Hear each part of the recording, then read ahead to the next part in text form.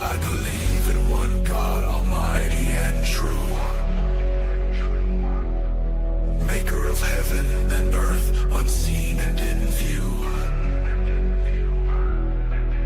Through him all things were created, by his will they stand. In his presence we find peace, in his love we find land. We hold on to our faith, in this we believe, guided by his light, his grace we receive. In the Father, the Son, and the Holy Ghost, we proclaim our allegiance, the Holy Trinity host. Jesus our Savior, who died for our sins, in him we find redemption where our journey begins.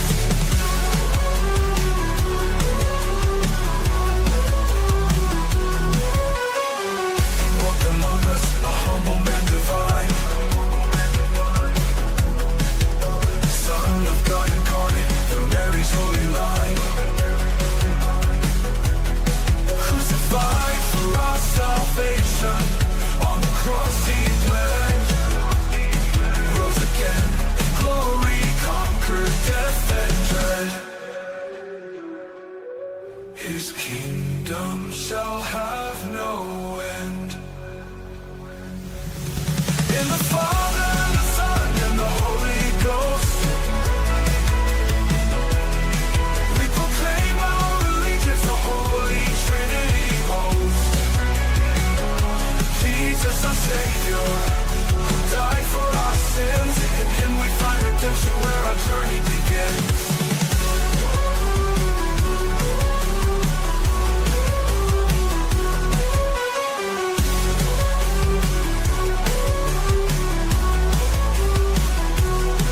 In the Father, the Son, and the Holy Ghost, we proclaim our allegiance, the Holy Trinity host. Jesus our Savior, who died for our sins, in him we find redemption where our journey began. In the Father, the Son, and the Holy Ghost, Holy Ghost, we proclaim our allegiance, the Holy Trinity host, Trinity host. Jesus our Savior, who died for our sins, in him we find redemption where our journey begins.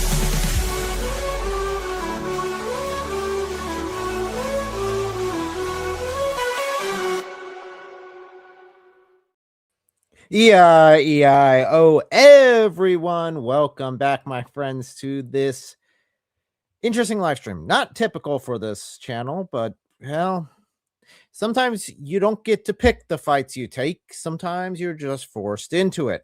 We'll get into why I ended up stepping in for this one in a little bit, but we are joined today by another brother of mine here. Welcome, Berlin. Thank you for having me. It's an honor to be here. So for those that are in the chat who are unfamiliar with you, who are you, what do you do, and where can they find you?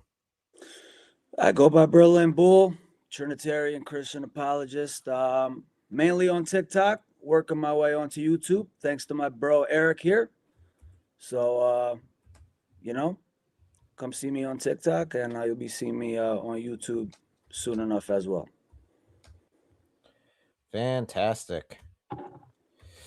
So this is a bit of a different one. I normally don't like doing these sort of debates.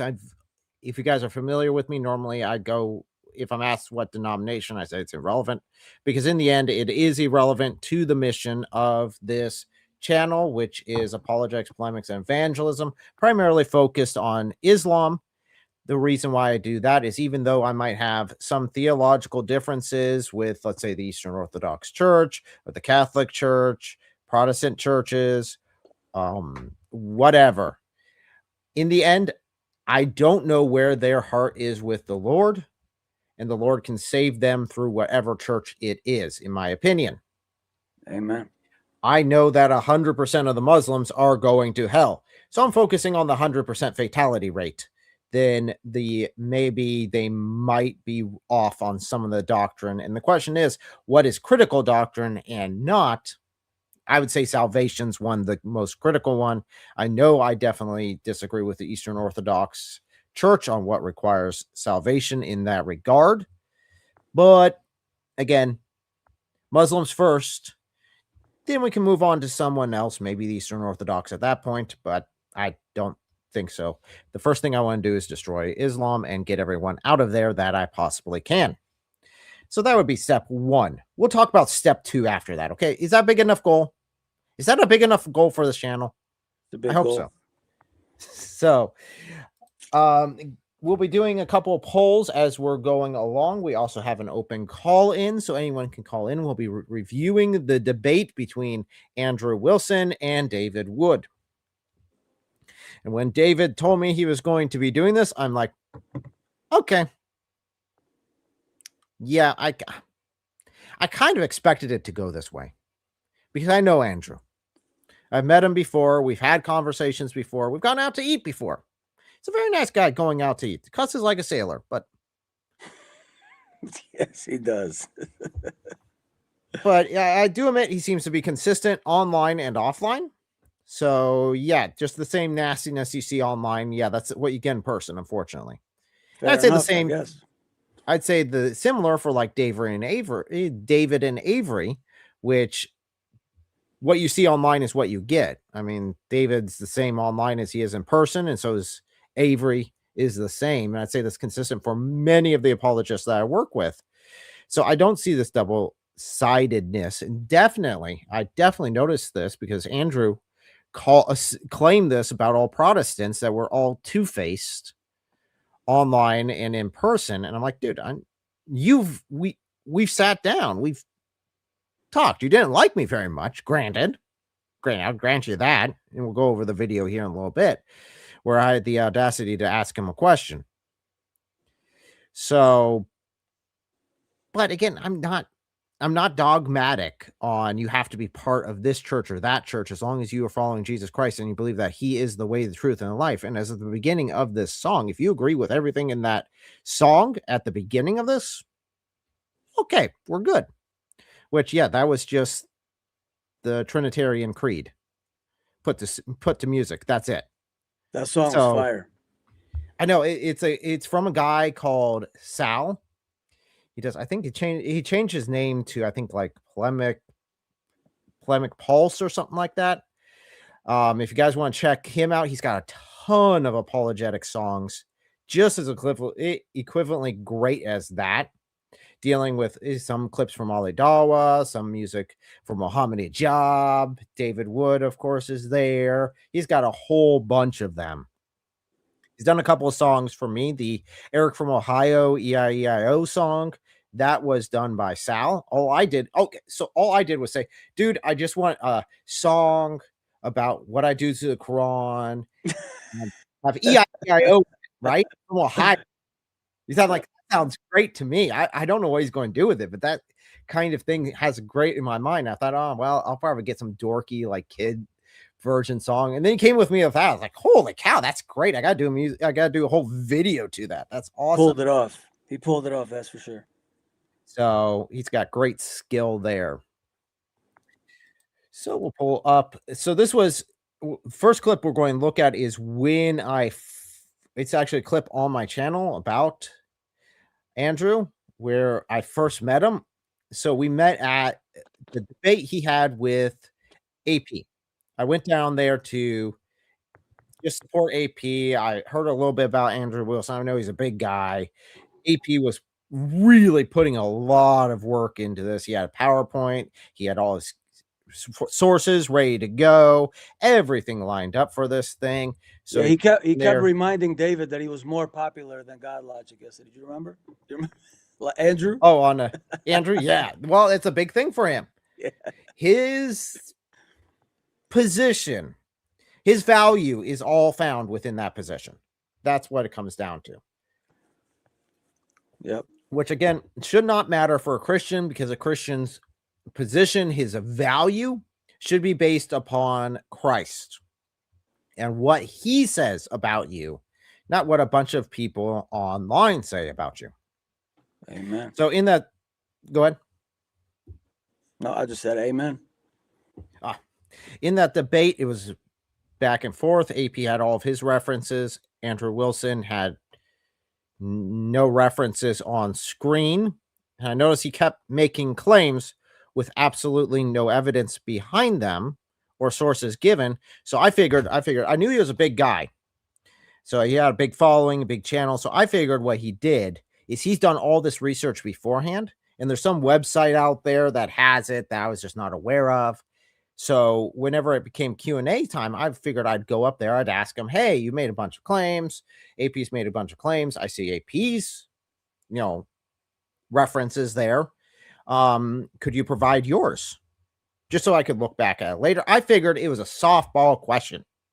I really did not have any horse in the race in this sort of debate. So I figured I'd give him a softball question where then you can say, oh yeah, it's on my website here. You can go look it up here. It's at .com. I got everything there. I was not expecting the result I got. But the response I got solidified everything I now understand about Andrew Wilson.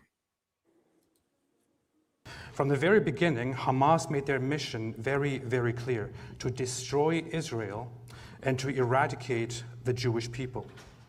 Jews have magic Jew blood. In history, we can see that over the last 1,400 years, Islam did nothing except conquer and slaughter. An antichrist! Israel is the only country in the Middle East where Christianity is not shrinking, but growing. The only place in the Middle East where Christians are overwhelmingly satisfied and happy according to themselves. The only place where Christians have full freedoms, according to Open Doors International, which is a Christian organization that tracks oppression of Christians. So you're saying that they have magic Jew blood? St. Cyril of Alexandria also said, based on this, that Israel in the future will be reconciled. In my opinion, I like sources. I like being able to double check things. In my opinion, this seems very one-sided. Maybe Andrew forgot his notes or something, but it seems one-sided to me. Magic Jew blood. That was literally his main argument the entire debate. I'm like, you just literally used words to try to make a catchphrase, and then that was it. So. To Christ through faith. To create Antichrist. St. Augustine said that the survival of the Jewish people is a huge sign from God, and that they will eventually be reconciled. The fact that they have magic Jew blood. St. John Chrysostom, despite his harsh rhetoric about Jews, said that it is bound to happen in the future before the end, that the Jewish people will be grafted back in by God. No magic Jew blood, Ridvin. To quote a respected Orthodox hierarch, Metropolitan Callistus Ware, in the 90s, wrote an article in which he said that the Jews are still God's chosen people. Until the end, let us never show the slightest disrespect or hatred toward them. That wants to name Antichrist. Can we please get to that? In Romans 9 through 11, St. Paul writes that his heart is aching for his fellow Israelites, that he would give up his own salvation if he could to save them, his fellow Jews, the Israelites, by flesh, as he says. He makes it very clear that the true Israel are those who believe in Christ, but he nonetheless acknowledges that those who reject Christ are still the natural branches. He writes, as regard the gospel, they are enemies for your sake, but as regard election, they are beloved for the sake of their forefathers. Blasphemy against the Holy Spirit, Ridvan. This is not just Israeli propaganda. It is in Hamas's own declaration, rooted in Islamic prophecy. In the Hamas Charter of 1988, sources for a logical argument? So that's where I ask him, where are your sources for these claims? Because you're making a lot of claims. There are no sources.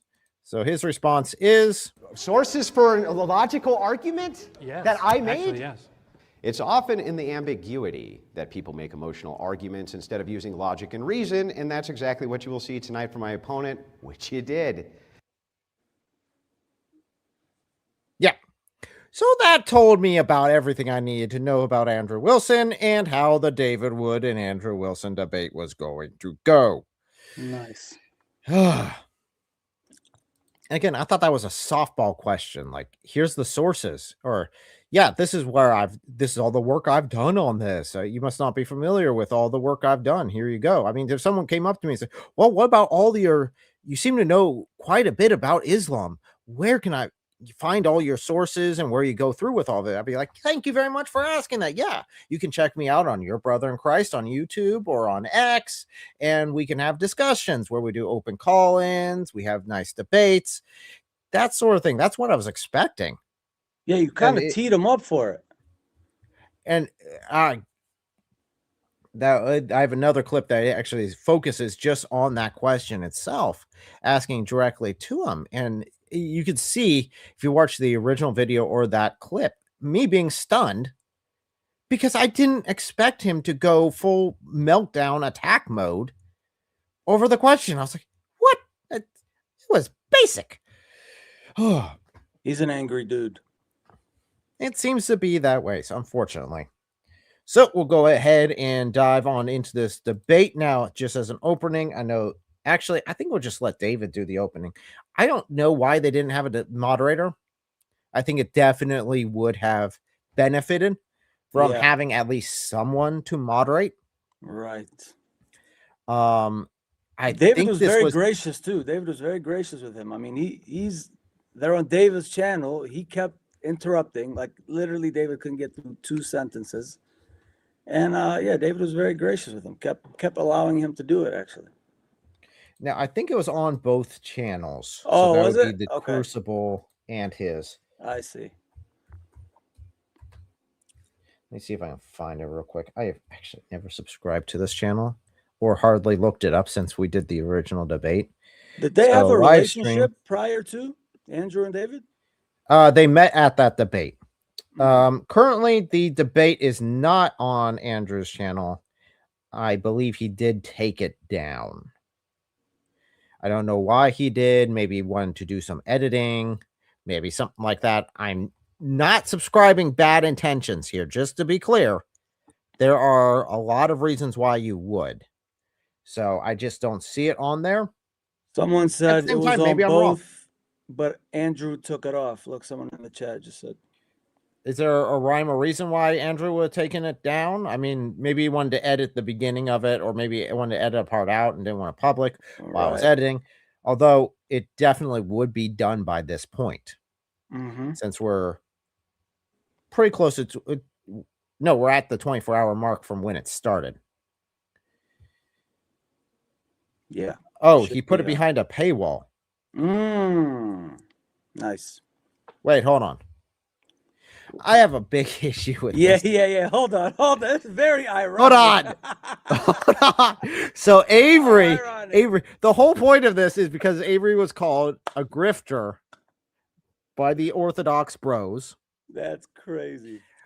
And then Wilson came over to defend his hero and said there's nothing wrong with it because he could believe that Avery's a grifter for some weird reason. Again, Avery's like the nicest guy I know, and he gives benefit of the doubt far beyond what I would.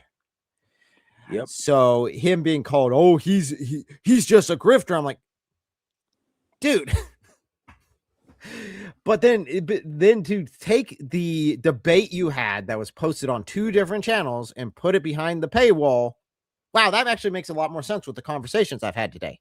Because I kept telling everyone whenever I brought up Andrew Wilson's logic and how it could be applied to literally destroy Eastern Orthodoxy and be a blasphemy against their main characters, such as the Virgin Mary, according to them. And they kept complaining about me saying, just go watch the video. It's pretty clear as far as his main argument in the video. It makes sense if it's behind a paywall and his fans can't get to it. But guess what? We can.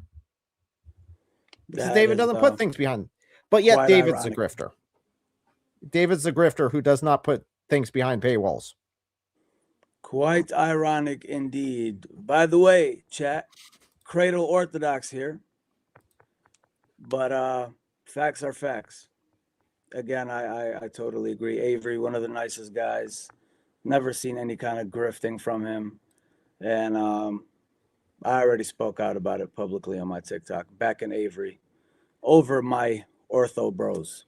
Because Jay's wrong here and Andrew's wrong. That's it. There's all it would be is, hey, I don't know why it is so difficult with some of these people. Just as, and I've done this before when I made mistakes. I can say, dude, I was wrong. I made a statement. I was wrong. In fact, I had to edit out a little bit of a video. The short I had yesterday, I edited out the end because someone that I respect informed me that it really didn't look very good and it wasn't the best look, and then gave me some really good arguments why I was incorrect. So I went ahead and said, you know what? You're right. You're right.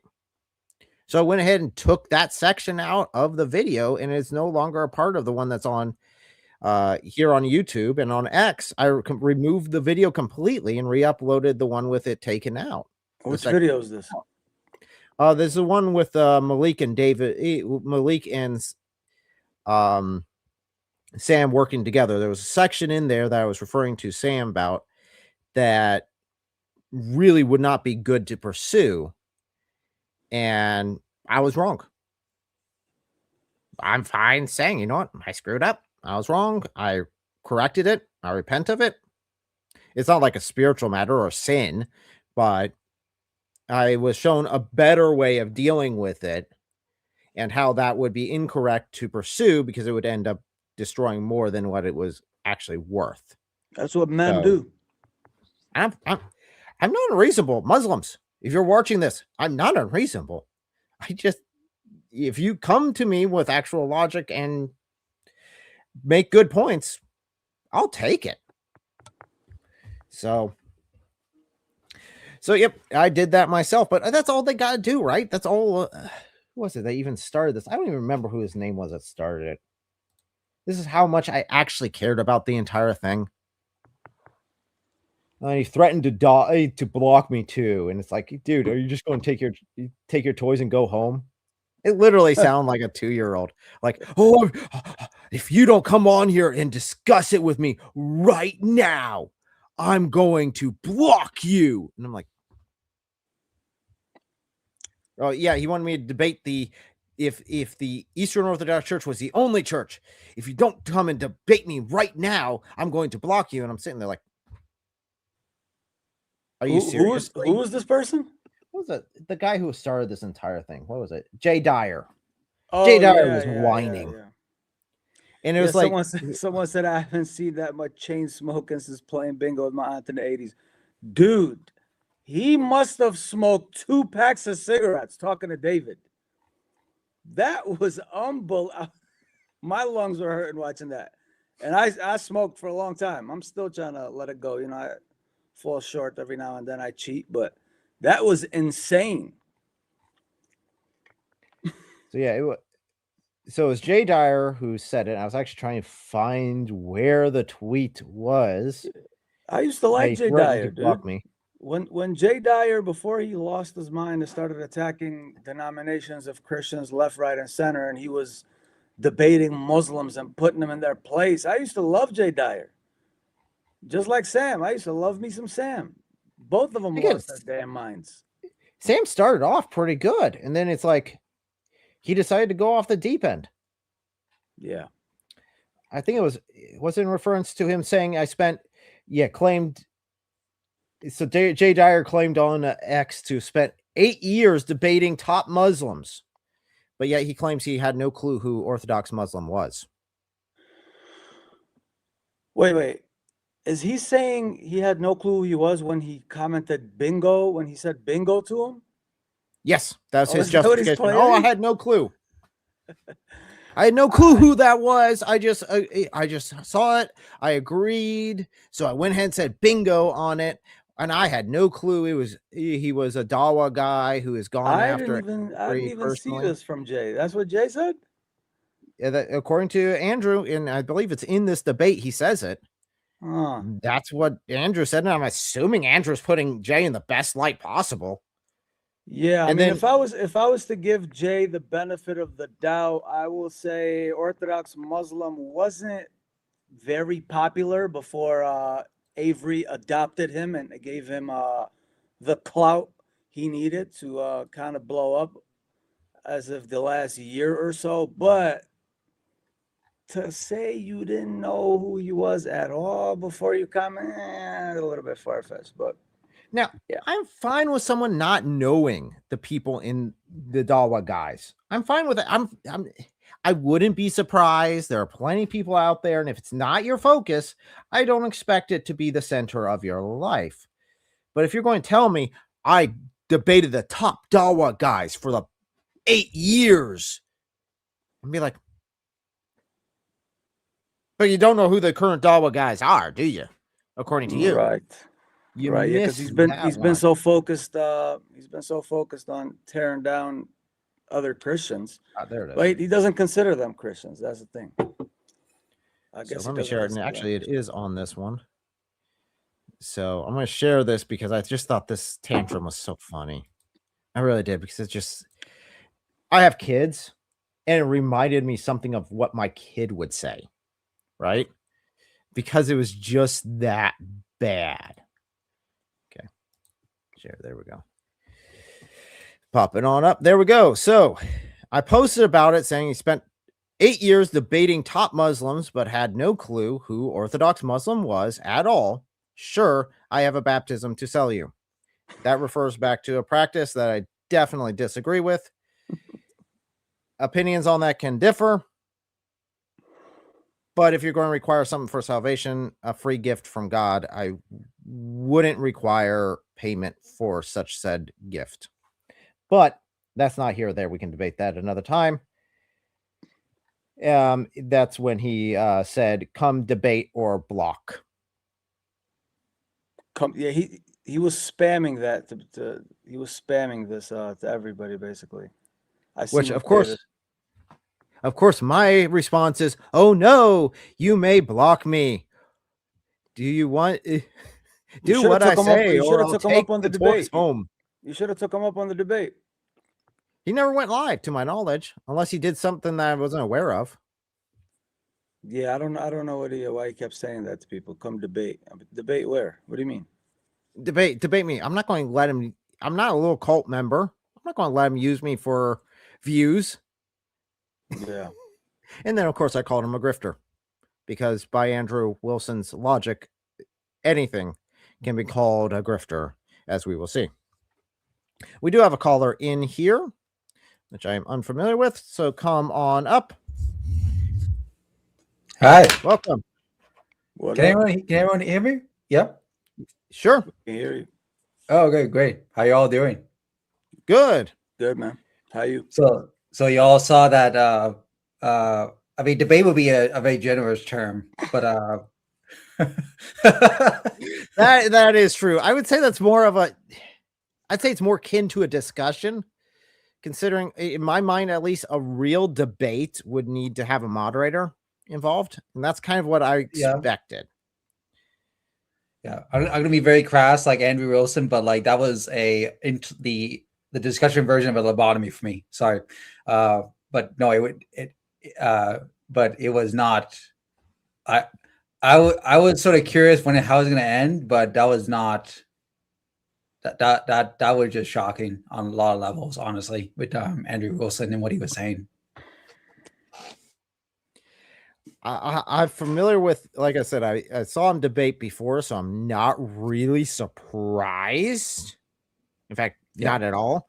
But I know a lot of people aren't familiar with that sort of, like, I'm just going to use the most obscure, out there hypothetical to prove my point and then declare victory. Mm-hmm. Like, dude, no. And again, just for the people in the chat to understand, the whole reason Jay Dyer went to Muslims and claimed that Avery was a grifter was because Avery raided another live stream, so sent his people over to another live stream, and then that live stream sent its people over to another live stream after it was done raiding another one. Yeah. And then that one had something to do with convincing a Protestant not to become Eastern Orthodox. Yeah. Right. Very, very important distinction. It wasn't Avery that was talking the Orthodox out of being an Orthodox, coming from an Orthodox again. So So- it was Oh, yeah. quite the reach. It was quite the reach by Jay. Avery Yeah. does not deserve that. He's a good man, and Yep. we should stand up for him, even against a Orthodox brother, as much as it pains me. I mean, Yeah. from my perspective, that's like me liking a post that someone made, then that person going online and liking another post someone else made, and then that third person goes and murders someone, and then the police come to my door saying I'm responsible for the murder. I'm saying, what do I have to do with anything? To be fair, in UK, you could actually get arrested for that. So What can't you get arrested for in the UK? So, we're working off UK logic of indictment here, okay?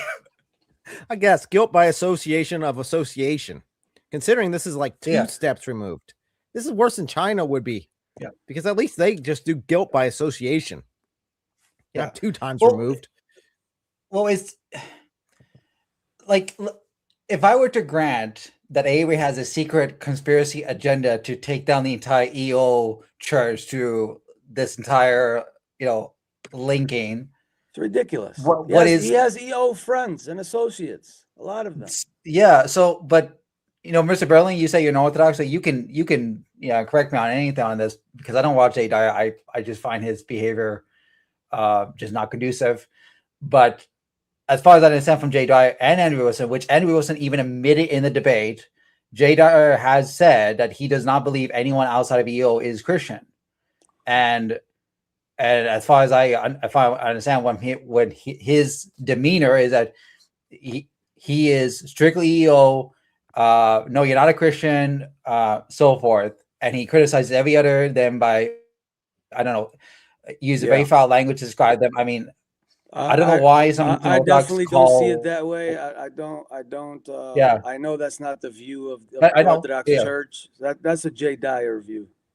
Yeah, but this is where it's kind of like it doesn't really make any sense then, or like it's just hypocrisy because it should be fair game at that point. If Avery is working with you and by association he is promoting your stuff, which is very anti-Protestant, all those sayings, then it's fair game if you were to link to a anti-Eastern Orthodox Protestant channel. Like it's all fair game at that point.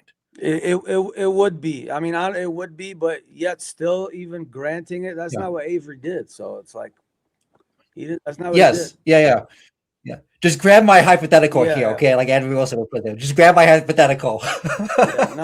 It would be fair game. I mean, the way Jay Dyer attacks every other denomination. It's one thing to say Unitarians aren't Christians. I'll tell you that Right. any day. It's one thing Yeah. to say Jehovah's Witnesses aren't Christians. It's one thing but to say Trinitarian Protestants aren't Christians. I mean, I don't agree with Protestant doctrine, obviously, but to say they're not Christians and to go out of your way to attack them, I mean, that's pathetic behavior. Yeah. And I don't know. Go ahead, Mr. Eric. Sorry. Oh, you're the sorry. host. So I don't want to cut anyone off, and I'm normally pretty bad with timing. I'm definitely bad with David with timing. I really need to work on that. But I do want to point out there is a note. Jay did not attack the anti-Eastern Orthodox streamer. Good He attacked point. Avery instead. Now, Good point. that right there Hmm. is an excellent point, because if you attack the guy who was anti-Eastern Orthodox, then I'd be like, and it rains outside. So what? yeah. That would make sense. And in fact, the only reason I ended up stepping in was because the Eastern Orthodox guys started doxing. Hmm. And they doxed a friend of mine. And I'm like, dude, no, whoa, okay. They started I stand doxing? against it when the Muslims do it. Hmm. I'll stand against it when the Eastern Orthodox do it. What? They I started don't care who's getting doxing? doxed. Really? Absolutely. Yep, they Wow. doxed a friend of mine. And it's like, okay, Wow. even if you disagree with him theologically, even if he's a Muslim, I don't think you should dox a Muslim. No. Actually, I had that ask a question asked to me after, because I do the Quran ripping, and a friend of mine who's not really keen on the Quran ripping asked me, well, you do it because people they're doxing Christians, but what if it was a Muslim, a Christian doxing a Muslim? I said, and he specifically pulled up Daniel Hakikachu because he knows we have history. And I said, I'd be against it. Absolutely against it. I'd be condemning the Christian. No, we do not do that. That is not right in any way, shape, or form, because I don't want that to become the normal. Oh, I disagree with you. Here's his address, everyone. Come look him up. Come find where he's at, because he's against whatever I am standing for. No, that is not how we do it. I'm with David in the comments. This doxing thing, I don't even know when this started becoming a thing. And then people do it and brag as if it's some sort of tough guy move. Like, dude, what are we talking about? I told Malik the other day, he was look at the thumbs up. We were on a panel together, and I told him, hey, Club Pyru, when did doxing people become gangster, man? Since when is that gangster? I don't know. I must have missed that memo. I don't get it. It's a tumultuous time we live in. It's wild. I did theorize yesterday from that debate with Andrew Wilson and David Wood is that it would be a major issue following what's going to come, because I'll tell you all, I was converted by David Wood ministry. I was a Jehovah's Witness, and I came across his ministry on like Trinitarian stuff. And him and Sam Shamoon were also in the business. So I got converted out of the Jehovah's Witnesses and became a Trinitarian through them. And then also David Wood has had tons of ministry. David Wood, I know David Wood is so long, before a long time. And he's kind of one of those, like, you can call almost the modern evangelical fathers to a point. It's like, if you know who he is, like, he's such a prominent apologist, with a lot of respect from a lot of people. Some people disagree. And so for Andrew Wilson to go on that debate and like just insult him to his face, I just can't believe he straight up just said, you're full of shit. Sorry, I'm cussing now, but like just calling him out in person. What? You're quoting. Yeah, I'm quoting, but like calling him full of ass and calling him out and gossiping to him. I'm just like, this is not the guy you should make enemies with right now. This is not you need to. But Andrew Wilson thought it was a good idea. And I just thought, okay, you've now put a target on yourself from a lot of people. That this was not the guy you should be doing this. That's my take on that. I don't know if you two agree about this, like who David Wood is in light of, like, he's not Anthony Rod, I would say, or like the other smaller guys. I'll give my 2 cents here in a second on that topic, because knowing David Wood, I know a lot of the behind the scenes of how he's interacted with other denominations and his stances. He's told us straight up what his positions are. So I'll let you guys know that in just a second. I do want to highlight this because I agree. So this is he's saying that he's an Eastern Orthodox Christian, or an Orthodox Christian. And he's saying that doxing is disgusting. I mean, I agree. And again, that's the only reason why I even stepped into this, is because my friend contacted me and said, hey, these guys just doxed me. And I'm like, and I'm looking through the list of people that they're going after. I know a good portion of these guys. And I'm like, what did they ever do today? Anything other than just be associated with Avery, which seems to be their main sin is association with Avery. Which, again, it seems to be the main sin for many of the people that Malik started doxing. So now behind the scenes, which it's kind of not behind the scenes because it kind of just says it out loud, because what David says in private is normally what he says in public anyway. And his stance has always been that that's not his calling. His calling is not what doctrine is 100% true here and the only way. In fact, he even said it on the debate live stream after Andrew left, said if you guys discover that, yes, 100% that Eastern Orthodox is the only real church that's out there, and it's the only way to salvation, I want to know. Come back and actually tell me, teach me about it. And he's open to that. Now, again, because it's not his calling. His calling is, hey, let's deal with Islam, which again, my view is 100% fatality rate. That needs to be addressed. Yeah. So, yeah, that is where I stand. We'll go ahead and go through this a little bit here. I'd like to ask Mr. Berlin or you, like, I'll get off because I'm sort of seeing the online like atmosphere around this that whole phenomenon, but like how did OrthoBros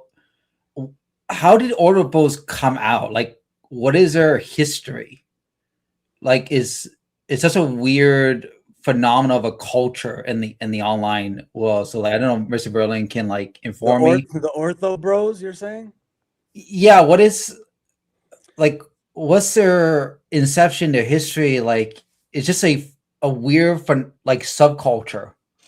It's it's an online debate, subculture of obviously they're mainly Orthodox young men that participate in religious debates online, which I was telling Eric before we went live, I'm very passionate about the topic.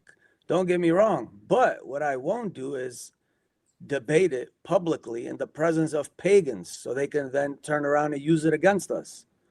I'll debate it in private with my Protestant brethren any day of the week. I love talking about it. Obviously, I stand where I stand, but I'm not going to do a Jay Dyer and, spray up the club publicly and make a fool of ourselves for the Muslims and the pagans to use it against us. I'm just not going to do that. But yeah, they don't seem to mind. But to each his own, I guess. Okay, well, gentlemen, I'm gonna get off. It was a pleasure seeing you, bro. I'm the Yankin layman. I just subscribed to your channel, Mr. Eric. Just good chatting with you both, though. Nice to talk to you, brother. Yeah, you. have a good evening. God bless.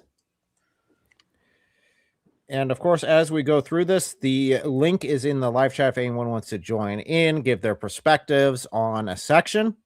I'm more than willing to give you guys a few minutes to come on up and have a conversation. Maybe even if you disagree with us, go ahead and give our perspective. And I've already seen this, and I hope to God this is just, where was it? Just a straw, just someone making a joke. Stop straw manning. We literally haven't even started. How are we straw manning anything? Straw manning what? We're just having conversation. We haven't even done anything. Straw manning what? Yeah, it reminds me of the I'm sorry, these Orthodox bros remind me so much of the Muslims. They really are cut from the same cloth, in my opinion, because the arguments seem to be about the same. The instantly go to personal attacks, and then it's like, guys, we can have a conversation. And again, I can be wrong. There's no doubt about that in my head. I've been wrong many times. In fact, that's how I got this. That's how my channel started, was because of Bible studies I started doing, that I realized I was wrong about the Bible and I needed to correct my opinion and my morality so they aligned with the Bible. That's how this channel started. Oh, dear Lord, have mercy. Yeah, I'm not a fan. Not a fan. So let's go ahead and click this on up here. TikTok time to rock. Good evening, good morning, good afternoon to everyone who's watching from all over the world. Here with Andrew Wilson. He's already live on his channel. And for all you internet X drama fans and so on, we're going to have a little debate on this topic. I'm going to start off. Sorry, I still think that's such a jerk move to be like, hey, I'm going to put this behind the paywall, but only for my guys. Yeah, what is that? What is that about? I mean, maybe he had a talk with his own guys afterwards, but even then, it's like most of it's public anyway on David's channel. You're dual streaming. So, yeah, I don't get it. I don't get it. Try to keep it under 10 minutes. I'll try to keep it as short as I can, but I won't go over 10. And after that, Andrew can take up to 10 minutes to respond, and then you can kind of do it how we want. If we want a discussion or do it timed or whatever, we can. I'm pretty happy with everything. You good with everything? Yeah, go ahead. All right, guys. So again, I really think that this is an example of a moderator being needed, even if he's just there to watch the clock, which honestly is what the moderator should do most of the time. Watch the clock and then tell people to shut up. Yeah. Remember, they could have definitely used the mod. My first time as a moderator to debate, I think it was a Seek and Share. It's not Seek and Share. It was a ministry to Muslim event. And I was moderating. It was a Muslim and Anthony Rogers. And Anthony just would not stop talking. I had to tell him to shut up, I think, if memory serves, at one point. And we're still good friends. So that'd be one of my first interactions as far as moderating goes. But I didn't have any problem with a Muslim. Guess who's live on TikTok? Ooh. The Leakster. Oh, Leaky. Yeah, he won't touch this stream. You don't touch my stuff. He doesn't have my approval. Had a little issue that arose earlier, and let me take everyone back, way back in the day. So if you go back like 20 years or so, there were a few of us dealing with Islam, and it was a sad, lonely world because, there were only a few of us dealing with it, and that allowed everyone to kind of focus on us for death threats and so on. But we kept working away at dealing with Islam and responding to Muslim objections and bringing out all this information that totally contradicted what Muslims were taught about Islam and Christianity and so on. And we kept this up for years. And I was saying for years, like eventually a new generation of Christians is going to come along and they're going to do it better than we could, because the foundation will already be laid in apologetics and polemics, and they don't have to learn the technology like some of us old people had to learn back then. They'll be kind of raised in it. So predicted that they would do it better. And all of a sudden over the past 5 years or so, we get this new generation of Christians, and they're crushing it. And they took over Speaker's Corner from the regular Dawah guys and so on, taking over. Again, that is, do want to pause here for a second. That is David's position. Absolutely. I mean, how many times everyone in the chat, and I know that this, I had someone on X complaining to me about how David is like, how David and Avery are better than everyone else, better than the rest of us. How that's the attitude he always has, and how Avery always has that attitude. I'm sitting like, dude, I've seen Avery on like channels with like 100 subscribers just to boost the guy because he likes him. Yep. Avery's getting zero out of that. David does the same thing. They get zero out of it other than just helping build up the church. That's it. They're just helping other Christians. Babadoo in the chat just said something very important, which I said earlier. I'd like to say it again. The Ortho Bros are not a representation of the Orthodox Church. Let's make that very clear. Someone answered and said, I wish the EO Church would make that more clear, but you got to understand, that's the Orthodox Church has bigger fish to fry than to address the Ortho Bros debate culture online. So, you know, I would actually highly encourage the Eastern Orthodox Church to make it a bit of a priority, because that is currently their face to a lot of people out there. Yeah. That's the Ortho Bros are what they think of when they think Eastern Orthodox Church. Now, like Which is another reason I wanted to jump on with you here and make it very clear. You know, as Orthodox, plenty of us stand with Avery on this. I mean, like you, AP, absolutely Right. cool. Yeah, I've- Andrew Wilson tried to say AP wasn't Orthodox either. According to Andrew Wilson, AP is not. Yeah. He'll just write them off, and it's like, dude, no, we don't just. There are biblical principles for saying, you know what, this person is no longer a Christian, or this person hasn't been a Christian, and kicking them out of the church. There's biblical principles for that, and I believe the church has the right to do that. I don't think AP's at that point. Right. Biblically speaking, no, he's nowhere near that point. And again, just to do that to someone willy-nilly is a bit of an issue. And I've had theological discussions with AP before where we've butted heads, and I've actually come to realize that I think him and me have a lot of similarities in a lot of our beliefs, a lot of differences. Yeah. But I'd say the differences are in the gray zone. So everything else is whatever. You know, in essentials, unity; in non-essentials, liberty. So yeah, I mean, my own brother, blood brother, is a non-denominational Christian. You know, and him and I have these conversations all the time, and we disagree strongly, but nonetheless, it's my brother, biological. You know, he doesn't see it how I see it.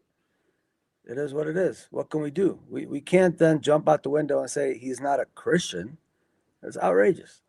And it's not anybody's place to say that, anyways. So I would just say Eastern Orthodox Church in general. In fact, that's one of the reasons why, even when I was calling out, saying basically Andrew Wilson used this level of logic, which can be used to say very nasty things, basically claim that the Virgin Mary is nothing more than a drifter by his logic here. I'm not saying that's my position in any way, shape, or form, but the logic here can be brought to that, and that's what he used in order to justify his position. I tagged a lot of the leaders in the Eastern Orthodox Church and said, dude, is this okay in the Eastern Orthodox Church for someone who's saying they're attending this to be saying this stuff? No, not okay. And I think it would be very good for the Eastern Orthodox Church to crack down on it. At least because, again, they are being the face to the Eastern Orthodox community. And if they're not correctly representing it, as I don't think they are, that's an issue. Now, that being said, there was a pastor, I forget what his name was, a priest not too long ago. He got stabbed. I think he was in Australia. Got stabbed like 7 times by a Muslim. Oh, that guy's cool. I like him. I love I loved him. I like him. He's an awesome guy. He's actually not Eastern Orthodox. He's closer to the same kind of Orthodox actually that I am and I was born into, which is the Assyrian church, the Assyrian Church of the East. Some people call it Assyrian Orthodox. You have Orthodox out there that don't consider it Orthodox. You know, there's the Oriental Orthodox Church, which is the Coptic Egyptian Orthodox. There's, you know, they say they're not real Orthodox, you know. So it's like we have to stop this nonsense and this bickering amongst each other, you know. And you want to be the only church. Like, you listen, it's an issue. There's 40,000 Christian denominations out there. It's very sad, and we need to have more sense than embarrassing each other in public and giving the enemies of Christ an opportunity to take a stab at us because we're actively embarrassing each other online. We have to stop. Yeah, so there's that guy that is again, he's a cool dude. Who's the other one? It's a different type of orthodoxy. I think it's Coptic. Yeah, that's the Um, Oriental Orthodox, the Coptic Oriental Orthodox. Yep. Coptic Orthodox. Who was it? It's Raymond Ibrahim. I Oh, swear, yeah. I swear by Yep. his books. I Yep. love his books. Their books are Yep. great. He's a cool dude. Yep. But again, if I hear Orthodox online, these are the people I'm going to People think think of of the knee-jerk reaction. people think of the Ortho Bros immediately. Yeah, I mean that's, you know, they are the loudest. You know, they're very aggressive online, but you know, we have to remember that's their opinion, and they don't represent the opinion of the church. And there's other denominations of orthodoxy even that they consider not real Christians. So, you know, if it makes you feel better, Protestants, you're not alone. They don't consider anybody Orthodox or Christian if it's not part of their church. But you know, that's yeah, what are you gonna do? And I got to point out this whole situation. I know I do have limited time, so we'll see how far we can actually get through this debate itself. I got to point out that the whole thing with David Wood, there's definitely people that are more ecumenical than he is, but he's one of the most ecumenical that's out there. He's the one who's willing to work with basically any denomination as long as we are pursuing Christ together. He's very, very much that way. And it's like for the Ortho Bros to push him into this and to guess what? He's actually kind of getting upset about it. Obviously, he wouldn't have done this drop dead debate if he's not like, okay, this needs to be dealt with.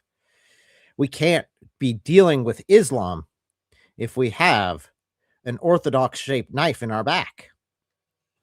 And again, I know that's not every Orthodox doing that. I know it's good. The majority aren't. But to have the loudest and the most noisy do that, and then the Muslims go and grab that and twist it. Yep. The problem. Dude, we're already dealing with the Muslims attacking us left and right and doxing us. We don't need people who are claiming to be Christian doing the same. Yeah, it's a problem. Period. It's a problem. So taking over on YouTube, taking over on TikTok, and so on. So these are good times, and want to keep the momentum going. Dawah has been in absolute panic mode for about the past 4 or 5 years. It gets worse every single year because Dawah is just based on lying to people and deceiving people. It only works in an atmosphere of ignorance, and once that ignorance starts going away and people start finding out how to respond to things, then Dawah doesn't work anymore. So Dawah's not working. They're in panic mode. They're dealing with the avalanche of apostasy. These guys do not want to engage anymore with people, and you find them actually like hiding in mosques to avoid talking to people like God Logic. Anyway, sort of the one of the premier figures in the new generation is God Logic. He'll have 5,000 or 6,000 people watching him live call-in shows with Muslims. And they're really panicking over God Logic. You saw it. Their Dawah champ, Muhammad Hijab. Avery went on there with him, completely crushed him. They had to like give out false copyright strikes and stuff like that for complete nonsense and so on. But basically, they're in complete panic mode, and we would like to keep it that way and actually make it get worse and worse and accelerate the avalanche of apostasy. But as we're going along, going out there, going up to Dawah booths and so on, you know... I had someone ask, are we really going through 4 hours? Probably not. I'll probably skip around here in a little bit. I do want to put the premise because I think David sums up the entire situation really well. And then from there, we'll probably skip around a little bit and watch Andrew's. I'm trying to be charitable. Meltdown would probably be the most charitable option I can think of. I think David But- showed a lot of humility, even saying that, hey, I'm open to my mind to be changed. You know, I haven't studied the stuff. You know, he considers himself non-denominational because he just hasn't dug into it that deep, which is, you know, that's humility. That's humility. You got to respect that. And again, it's honest humility. That's where his position is. It's like, I haven't researched this. I don't know. That's why you'll see him a lot of times. He streams with a lot of people to help increase their, I guess, traction or focus on them. But a lot of times, if he doesn't specialize in something, he'll just have them come in and give their opinion on it. It's like, oh, you're part of this event. Okay, you come tell the story and tell me what's going on. It's like he does not have to be the center of attention. That's right. You know, the critics are going to come and try to derail things. And I just don't mean Muslims. I mean, all kinds of people start seeing what's going on and they decide that this would be a good thing to derail.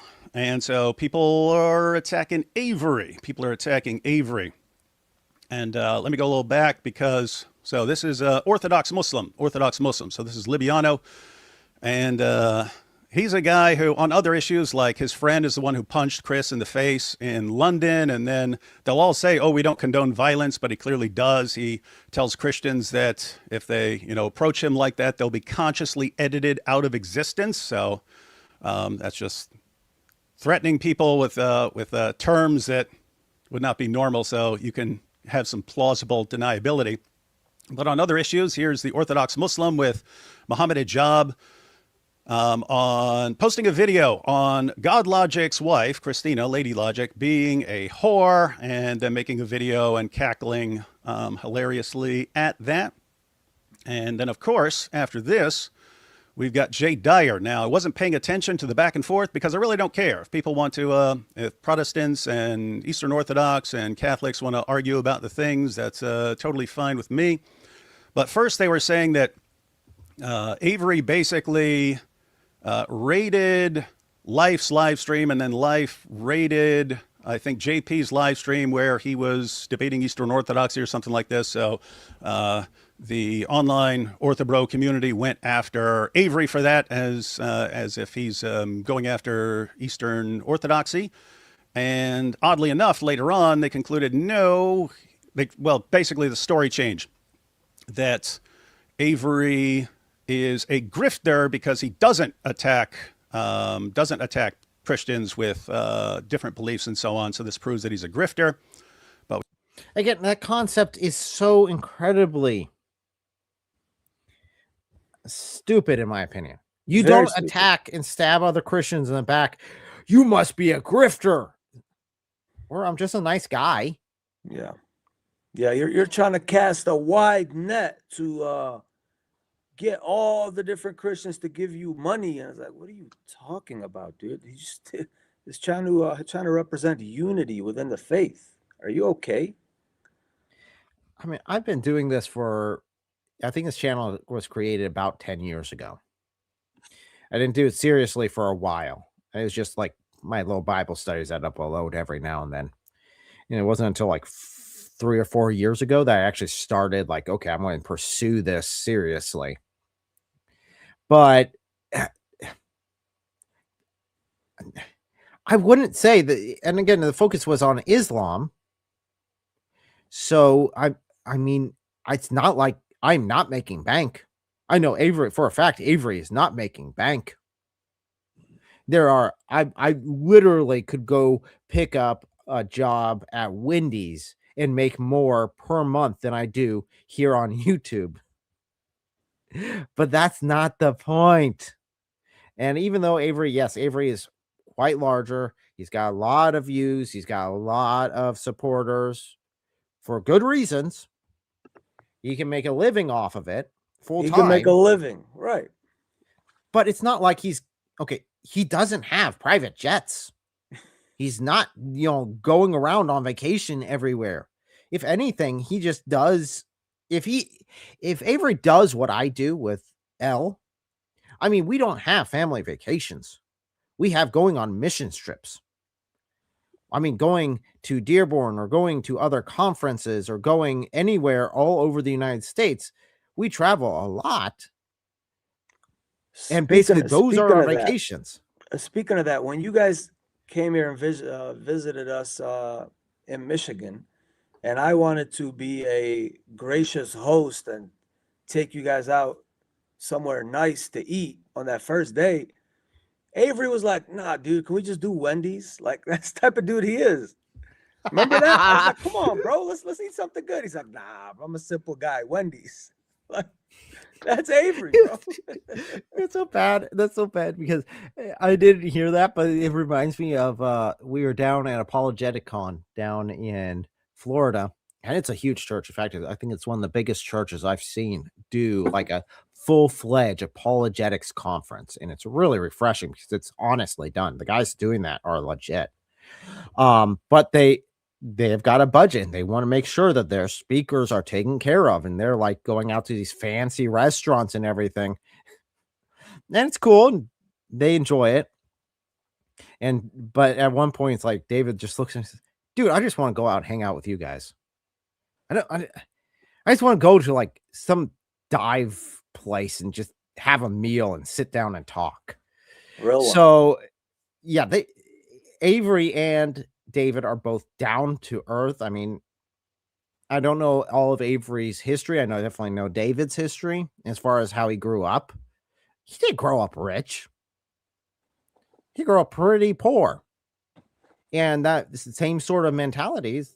Yeah, it's like he's down to earth. It's like, I don't have to have the riches of everything.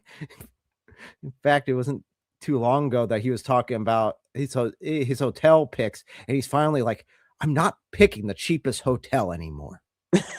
I actually have donations and I actually have people willing to support this ministry. So I'm going to go with the medium one." Yeah. And it's like it was such a huge setup because he would take the lowest cost option in order to, because that's how his mind works. He's down to earth. This is the sort of stuff that you just do to get by, and the focus is the ministry, not on the bottom dollar of how comfortable you are at the fanciest hotel or whatever. And it's like, no, if I could just need a bed to stay on, and then that's it. And it's like, okay. And those are some of the first sort of engagements I had with David. And I was like, okay, that's it.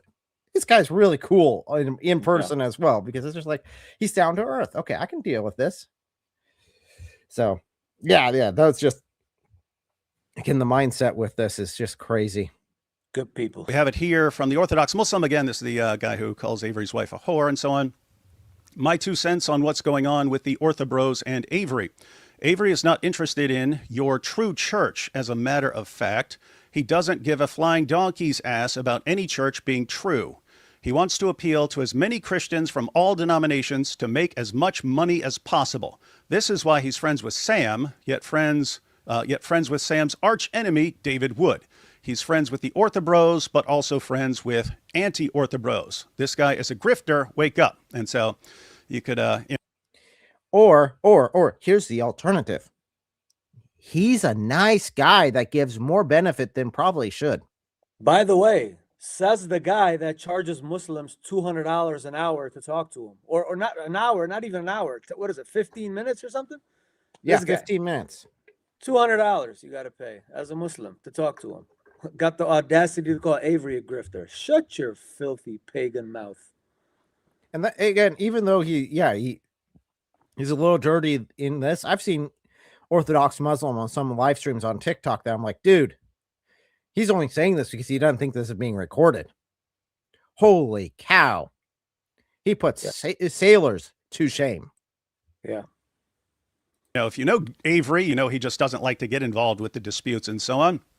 But for Orthodox Muslim, this actually proves that he's a grifter. And then you have the response from Jay Dyer. Jay says, bingo. So he agrees with this. Doesn't mean he's agreeing with anything else Orthodox Muslim says, but he's agreeing that Avery is a grifter who doesn't spend his time attacking other Christians because he wants to make as much money as possible. So it's not because he doesn't want to get involved in the inter-Christian debates. And it's not because he wants to focus on Islam or cults or anything. It's because he is a grifter. You got that from Jay Dyer. So I responded, and you have my response kind of in the middle there. I said, Muslims and OrthoBros, tell me how insanely jealous you are of God logic without telling me how insanely jealous you are of God logic. And Jay replied, Okay, literally that comment from David is, I mean, it's insulting. It's basically saying you're only saying this because you're jealous. Facts. But so what? I mean, seriously, he's not attacking the Eastern Orthodox Church. He's not attacking doctrine. He's not saying that all Orthodox people are going to hell or anything like that because you're not part of the one true church. He's just saying, hey, you seem like you're pretty jealous of Avery there, who's growing like all get out. And I still remember when I first met Avery, and I think he has that like 20K.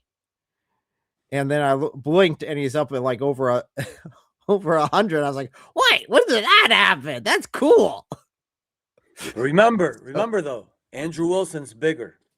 He reminded us, don't forget, Andrew Wilson, more popular. He refuses to let us forget.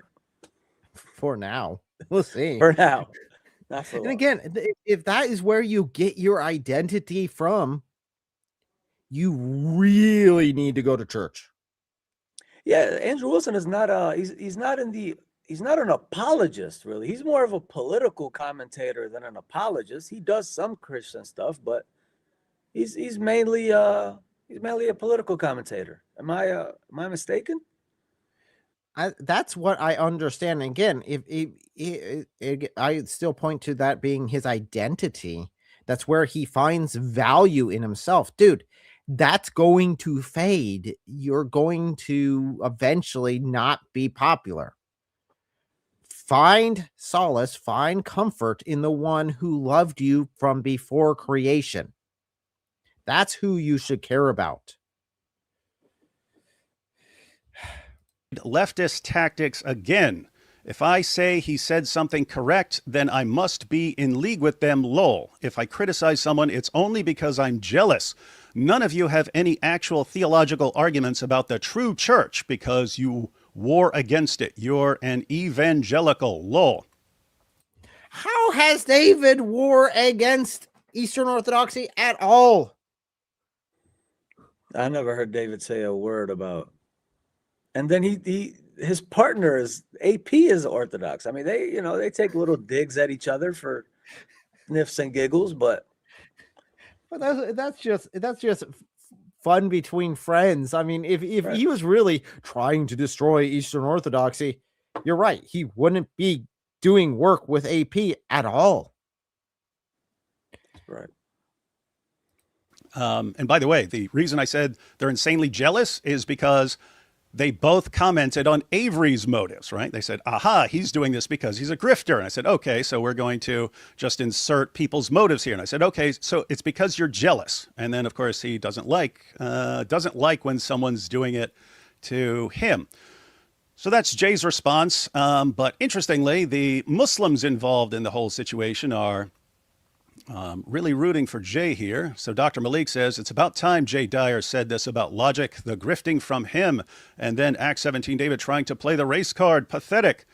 So they're saying Jay is right. And by the way, Malik here, Malik is the guy who doxed my wife earlier this year, put her phone number on Twitter, her home address on Twitter, on TikTok, and was calling on Muslims to go and deal with this problem. So he's doxed me and my family. He's doxed Avery and Christina. He calls Christina a whore as well.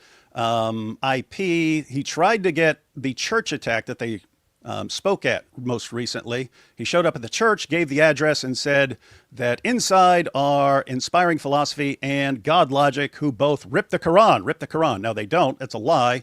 But he was clearly trying to get Muslims to go and attack them. But yes, and if you guys are not familiar with this, I'm sure that Thaddeus and David have covered it repeatedly.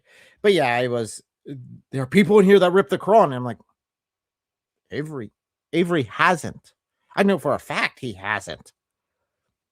I know that's not a thing. I know IP hasn't. This Very is my clearly, biggest problem. He hasn't done it.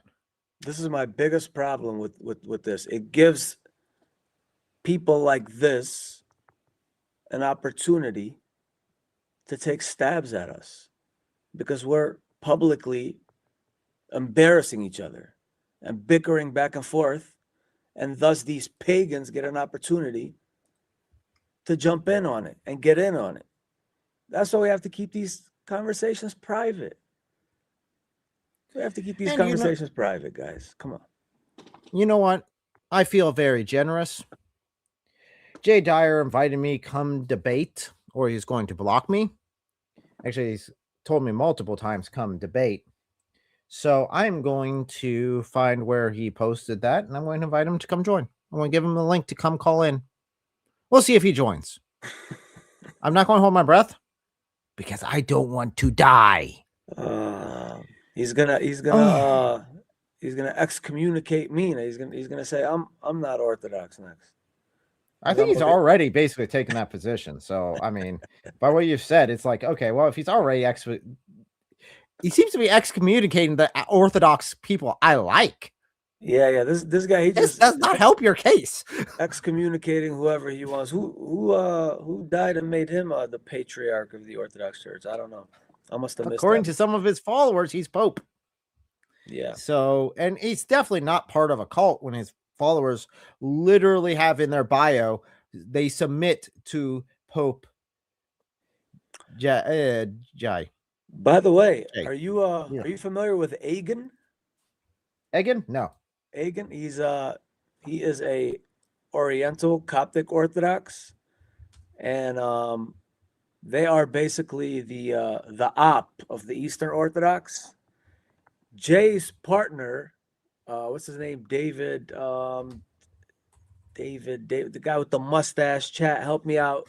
Jay Dyer's partner, Eastern Orthodox guy, David Ermine. Anyways, he just had how much I care. He just had. I have no clue. He had a debate with Agan, which is Oriental Orthodox, and Agan absolutely mopped the floor with him, dude. Mopped the floor with him. So these guys are just quick to point the finger and tell us who isn't Christian, who is Christian. Listen, I grew up Orthodox father, Catholic mother. I like to call myself a apostolic Christian, heir of the ancient church. I love the Catholic Church. I love the Orthodox Church. I think we are one church having a brotherly disagreement for the last 1,000 years. But this is just, it just puts a chink in our armor when we discuss these things publicly, and we give guys like this an opportunity to just jump in on it. That's all it comes down to.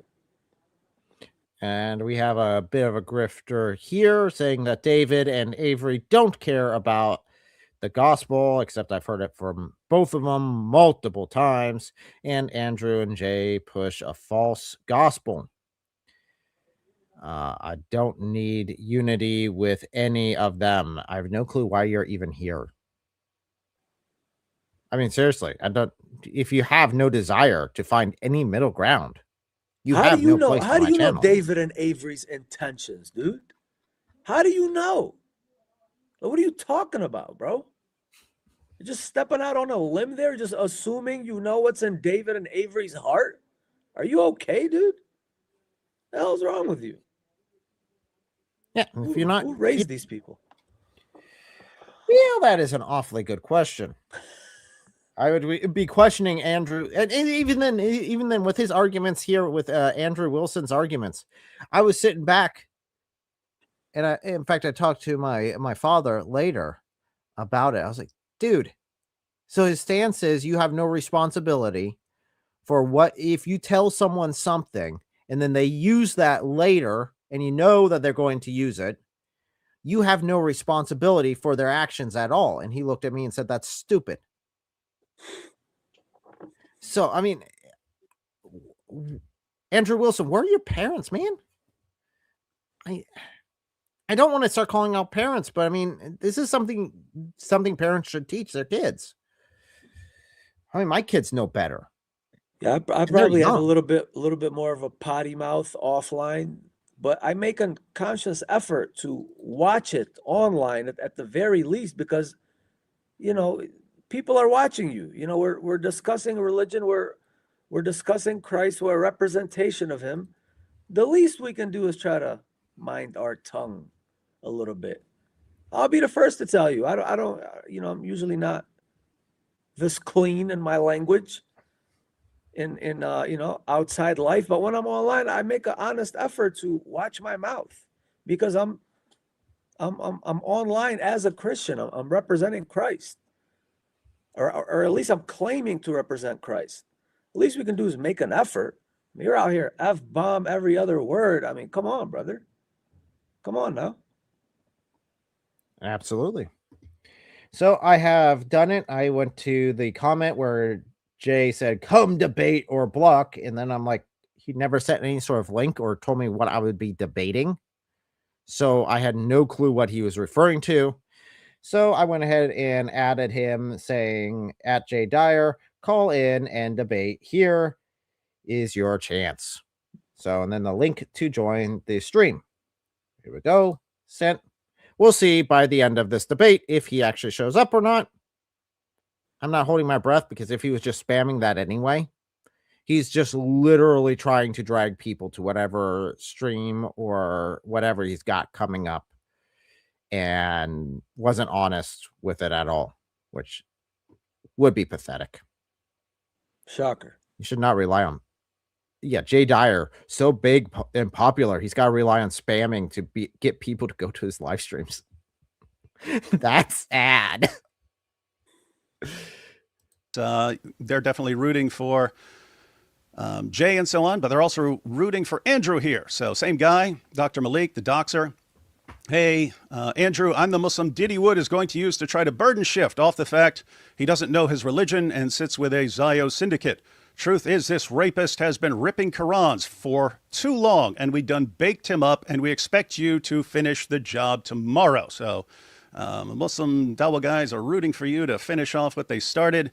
And then you got Sam jumping in here. Sam normally hates Jay, but now that Jay is coming after us, suddenly likes him. He says, damn, Jay is on fire, exposing the self-confessed sociopath and rapist who still needs to go to jail for his crim, since claiming to have become a Christian doesn't absolve him of legal responsibilities. That's Sam. And we have Daniel Hakikachu. Just FYI, David actually doesn't have any legal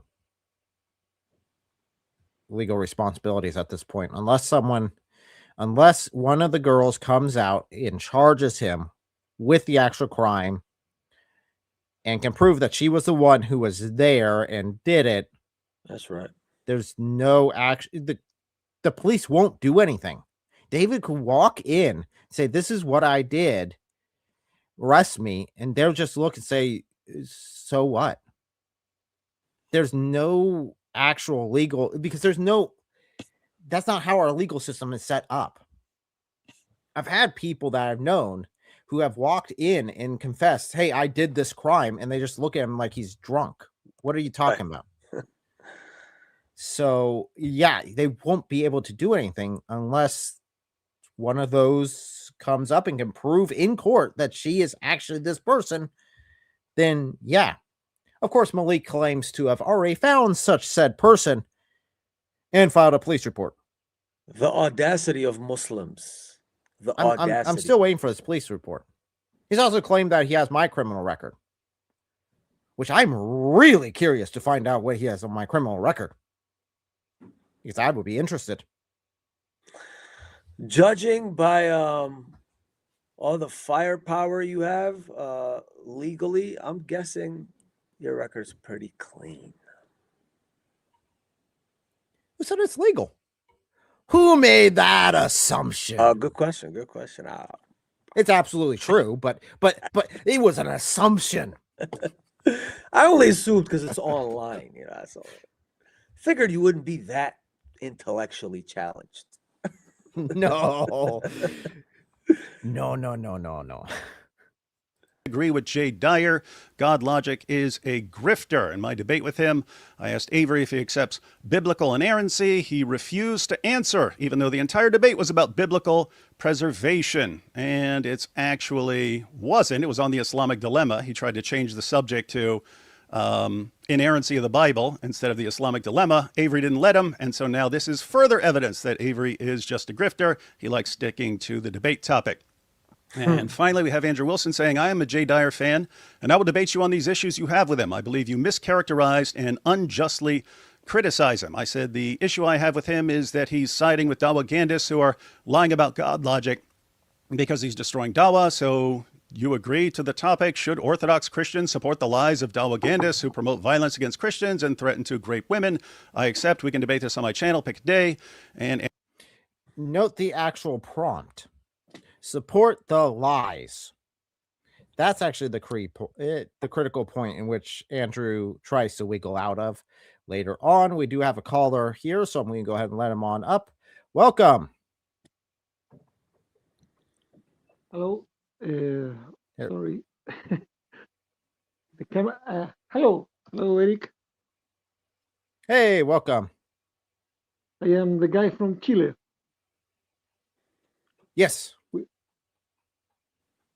Hi.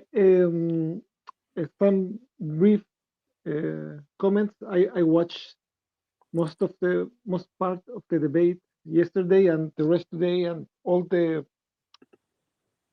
after debate with David and Tadeusz, checking the hundreds of super chats. Well, it's quite as I'm not used to this kind of debate. Just a few points. First, my language is not English, it's Spanish. Second, I am clinical psychologist, so I will give some humble, very humble opinions. I will try to be brief. One thing I will recommend is to check about the cult thing. Andrew Wilson get terrible outraged. Cult! You call Jay Dyer a cult? Whatever.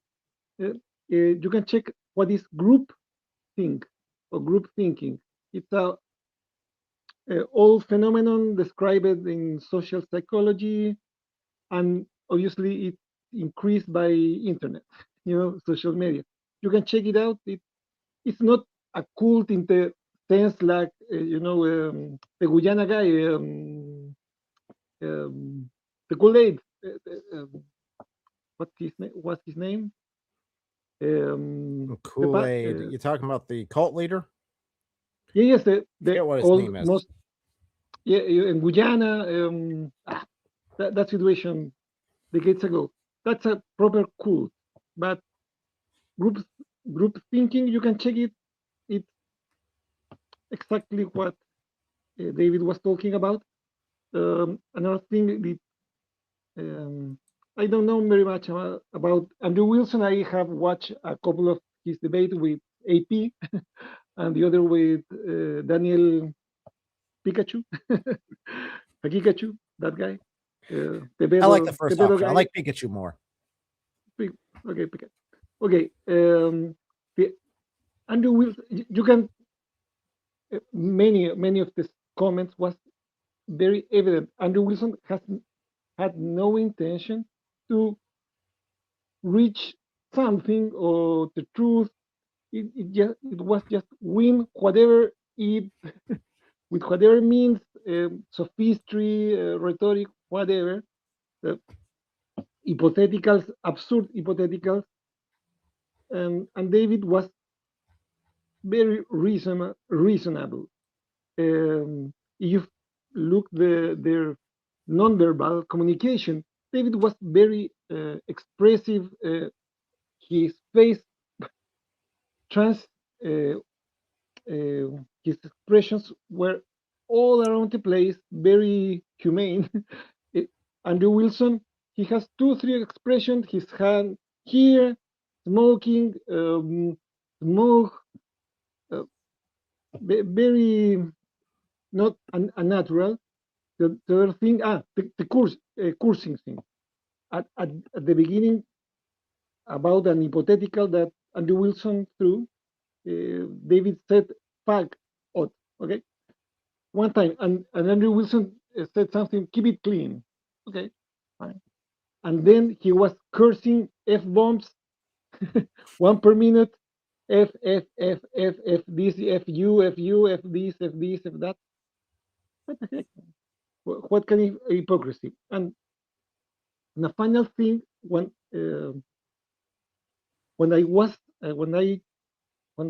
I got a notification that it will be a, sorry my grammar, a debate among Andrew and David. I said, what's about? So I checked YouTube, and appeared to me a OrthoBro YouTuber. It's not Jay, it's not Andrew at third level. I don't know, and start to check it, and I get a notion about the thing about the God logic and the post and Twitter, and okay, and for the first time I hear this guy, this OrthoBro, I don't know, saying, well, the one true church. What? I'm really new to Christianity, as I told in a previous stream. But what he's talking about, we are the one true church? What kind of that at this stage of the 2 millennia, and the rest are heretics? I say, this man is talking bullshit. And then in the debate, I listened to Andrew Wilson saying the same thing, not by himself, but talking about what Jay thinks. What the heck? These people are absolutely out of reality, and I don't know. Their moral compass is absolutely lost. The most basic things, as someone of you, well, you told Eric about your father, I believe, and by the way, sorry my pronunciation, the 9th commandment, you shall not be false witness to your neighbor. It's in the commandments. You can say it's evident you can't say it's a grifter just because I want to say you can say it, but if you are called a Christian and the rest are heretics, what the heck are you doing that? And all aside the old issue with the Dawah and supporting the Dawah and etc. If you are called a Christian, keep your mouth shut, your fingers out of the keyboard, think a little more, and then have a conversation, a nice conversation. This debate among Christians, I don't know. Have a conversation, my view, your view, okay, fine. We are in the same team, okay. And, I believe, also say about this, you were talking about the salvation. I understand OrthoBros, and Orthodox Church, and all the different groups inside the Orthodox Church are differences, but there's no salvation outside the Orthodox Church. What's that? So that's my 2 cents, group thinking. And David gave at the end of the live stream yesterday a very at the 4 hour, and I take note, 17 minutes, a very interesting point about group thinking, but he didn't mention the proper them. It's very good to check that. That's it. Absolutely. Yes. Groupthink is something that is a problem, definitely in any large group of people. If they have an identity that they're just loyal to beyond anything, groupthink is a definite problem. Thank you very much for your opinion. I appreciate it. It's very good hearing your and see, Berlin's got all the fancy stuff over there. He's got fireworks going for you and everything. I'm learning these as I go. So thank you very much, brother, for calling in. I appreciate it. By the way, Goodbye. Bye-bye. by the way, Eric, you know the mirroring of the camera. When I look on actual YouTube, it's the opposite. I know it's annoying.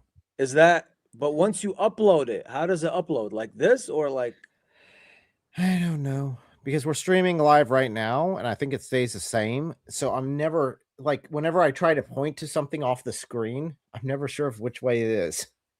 Yeah. It'll be. Interesting. It's something within StreamYard that I do not like.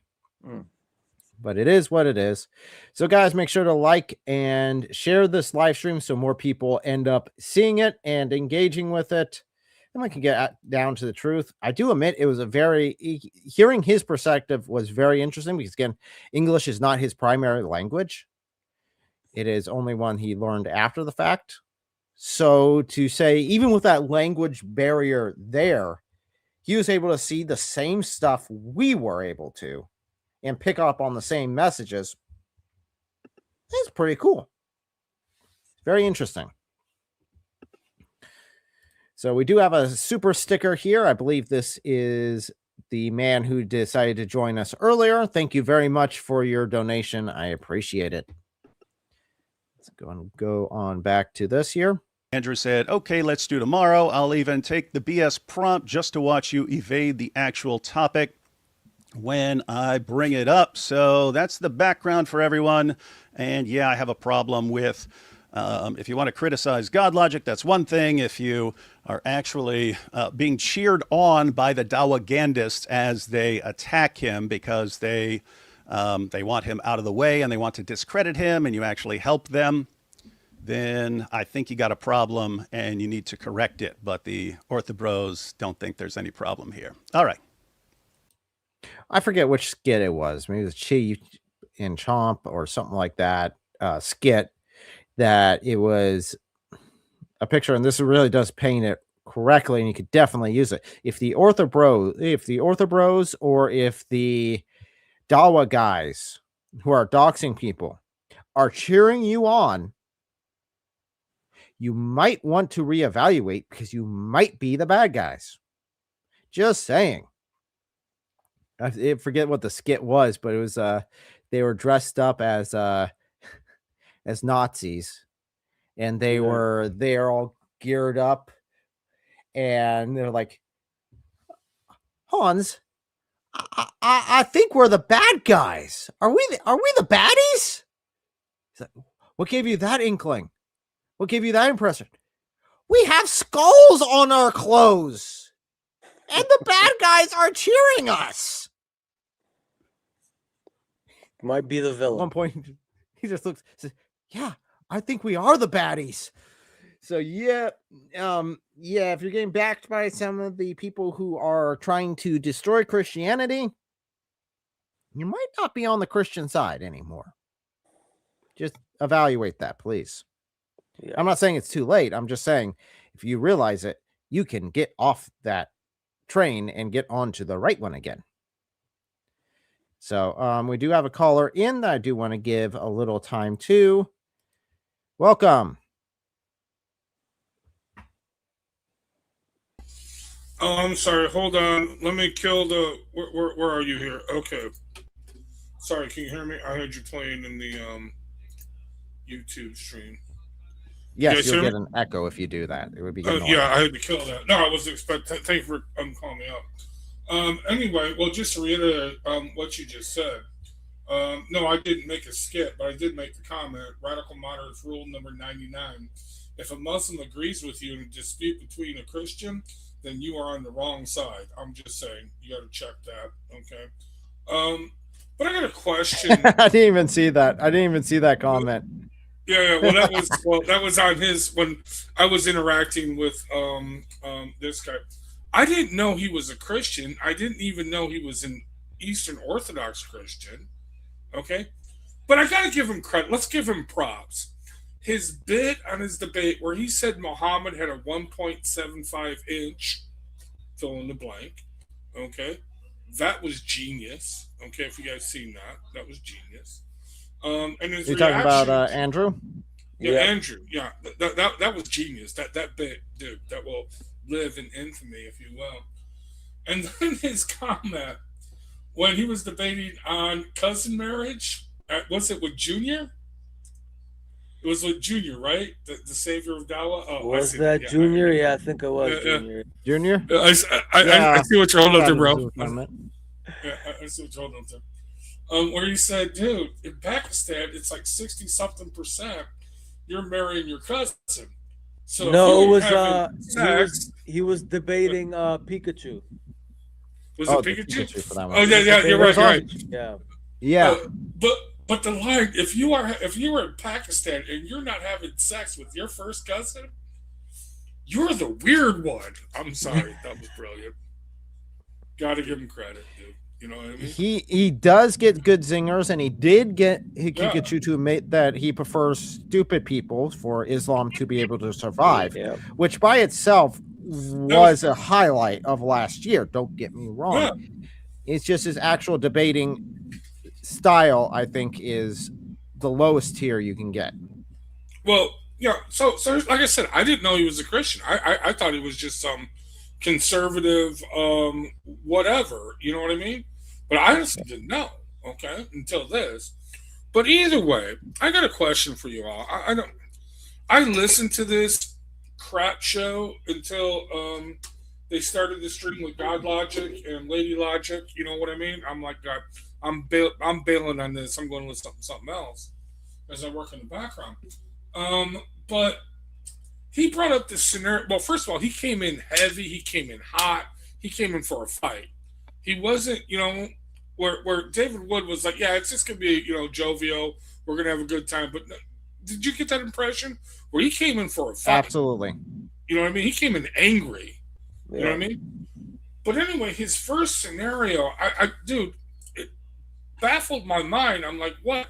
So his first scenario is like, oh, I can prove this right away that, yes, you can support a Muslim lying against a Christian right away. If you need a vote in Congress or the Senate or whatever, the only way you get that vote is by supporting a Muslim in the squad of Michigan, whatever, okay, to support a law to ban abortion. Is that this Muslim slandered a Christian or whatever, you know what I mean? Then right? Am I right on that? Did I hear that correctly on him? I don't know. Okay, like I said, yes, he likes using extreme hypotheticals, and that was the extreme hypothetical that he used. And again, David's position would be, I'm going to support the truth of that, regardless if the Muslim is lying or not, because he's not really. I'm not supporting his lies. I'm supporting the truth. Right.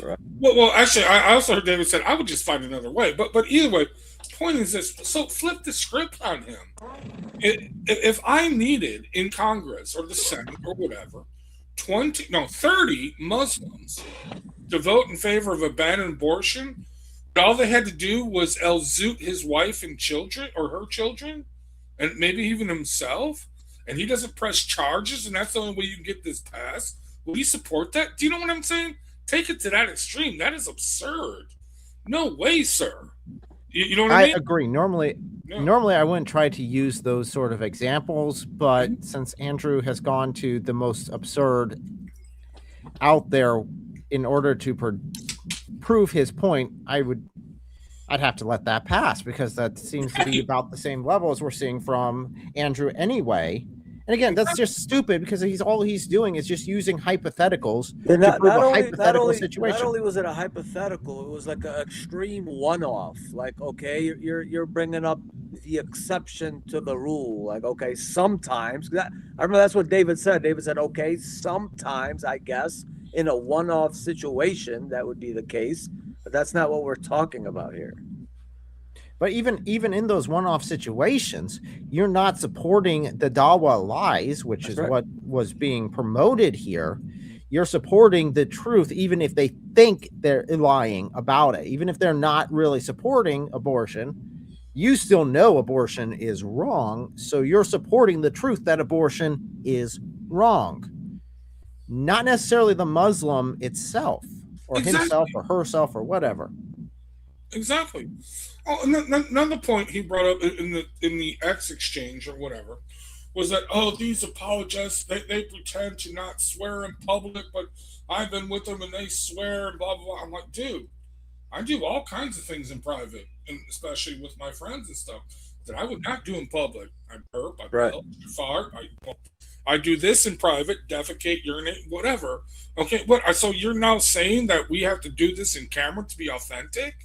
You know what I mean? It just, dude, is radical. You know what I mean? It just doesn't make any sense. And I'm just saying, I'm sorry. I liked the guy when, honestly, I didn't know he was a Christian. I didn't know he was Eastern Orthodox Christian. I thought he just was, dude, actually a really funny guy. You know what I mean? Just come up with some great points. You know what I mean? Okay? But I've lost total respect for him on this point. And here's the bottom line. There's no reason for this beef on this point. There's no reason. They picked the fight. He and his crew picked the fight. Dude, seriously. Anyway, I'm sorry. If any of you guys are either Orthodox, I don't know. Like I said, I'm working in the background. But, yeah, I don't know. I lost respect for that. Anyway, that's my rant. I just wanted to share. Yeah. Oh, by the way, Eric from Ohio. Yes, sir. Dude, you wear the derby, dude. I'm just telling you. I love it, dude. Love it. Just saying. You know, the hat and stuff. It's cool. Yeah, I do love it. But anyway, okay, brothers. You guys keep on getting on, and I will listen in the background. And I thank you very much. All right, brother. Thank you for coming up and sharing your perspective. All right. Later. Is there anything you want to add, Berlin, before we continue? Nope. Let's do it.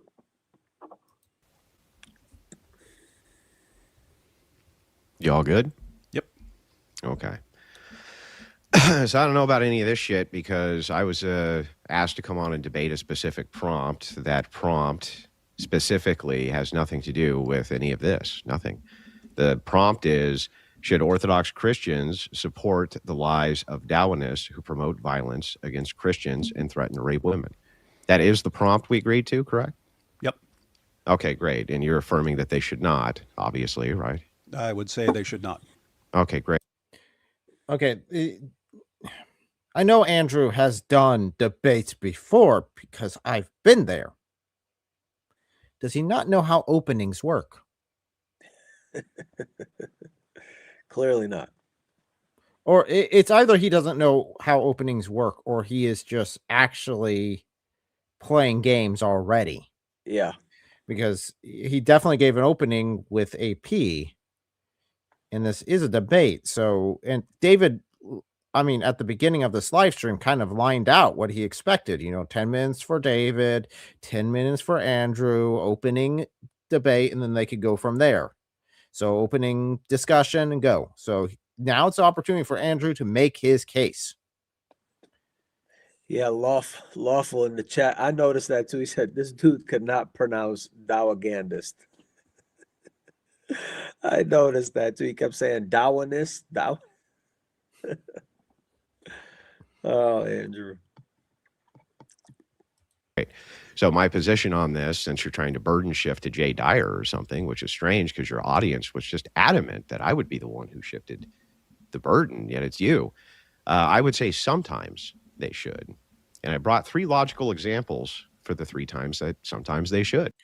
Now, this is Andrew's little trick that he likes to play. He claims that these are just logical arguments. There's no proof needed. They're just logical. And that way he can just make up anything he wants and call it logic and pass it off as true. Which, guess what? That's not reality. And last I checked, we live in reality. Talking about Jay Dyer's bird and shit. The first. Yeah, talking about Jay Dyer, giving an introduction to why we are here. Yeah. The whole point of this discussion. Because guess what, guys? In case you're not aware, and you probably should be by this point because I do a lot of work with David, this is not his typical stuff, right? So his audience literally has no clue why they are here, why he's doing this, unless they've been paying attention to the whole thing on X. Yeah, which a lot of people weren't, because when I posted a little video on TikTok talking about it this morning, and immediately there was people like, "Wait, what's going on?" What? A lot of people had no clue. Not everybody is tuned into the stuff, Andrew. Is a legislative example. Dearborn, Michigan's new representative, let's say Muhammad Oman, husband, brother, cousin to Ilhan Omar, has threatened to physically assault and grape Arizona's Orthodox Christian woman, Christina, who has also said he secretly loves Planned Parenthood because it kills the white Christian babies. Though his supporters don't like this, in an attempt to garner more support, he proposes the No More Abortion Bill, which unsurprisingly bans abortions nationally. This will only be able to pass due to him getting support from his wife and her getting the rest of the squad to flip, causing it to barely pass the House and likely go through the Senate. Should she support this bill and his lies to ban abortion as an Orthodox Christian, knowing that he is a Dawahist who threatened to grape women and wants violence? First of all, the first question, what's the lie exactly? That he thinks abortion's good? Well, if what you're supporting is the bill, which would honestly stop abortion, you're not supporting his lies. Pretty simple. Pretty simple. And that does not violate the prompt of this discussion. But that's not the answer Andrew wants. Violence on Christians. Or should she go against this lie and allow millions of unborn babies to die? That's a moral conundrum, David.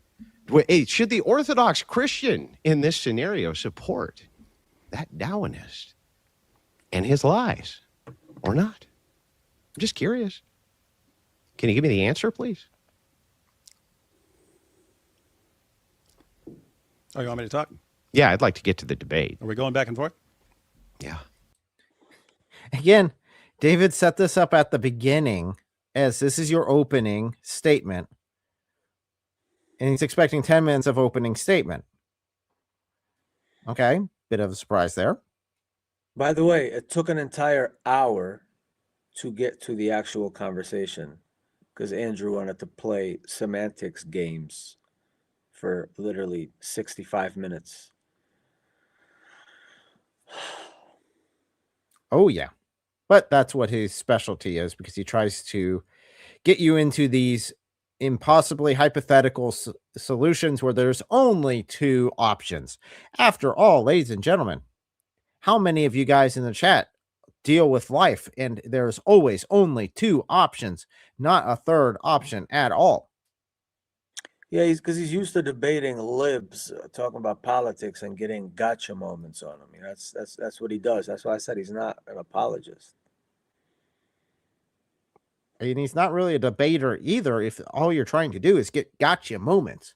Because if you're doing a debate, the point is to make a reasonable argument and discuss the topics, not come so dogmatic about your one perspective and then say, okay, I just need to get him to say a clip that I can take and then get millions of views over. That's right. Okay. Question saying, am I welcome to watch as a Muslim? Sure. I mean, this is public, so I'm not going to kick anyone out for just showing up and being you. You're more than welcome to join the live stream and take a perspective. Sure. Plenty great Muslim people. Most of you are great. We don't have a problem with Muslims. We have a problem with Islam. Our mission is to open your eyes and save your soul because we love you and we care about you. Yeah, my experience, 99% of Muslims out there are pretty decent. Yeah. And some of them are really good people too. They have no clue what's in their scriptures. That's the issue. Yeah. Okay, so so you're saying sometimes OrthoBros, Orthodox Christians should support the lies of Dawagandists who are lying about people. Yeah. Do you want me to repeat the hypothetical?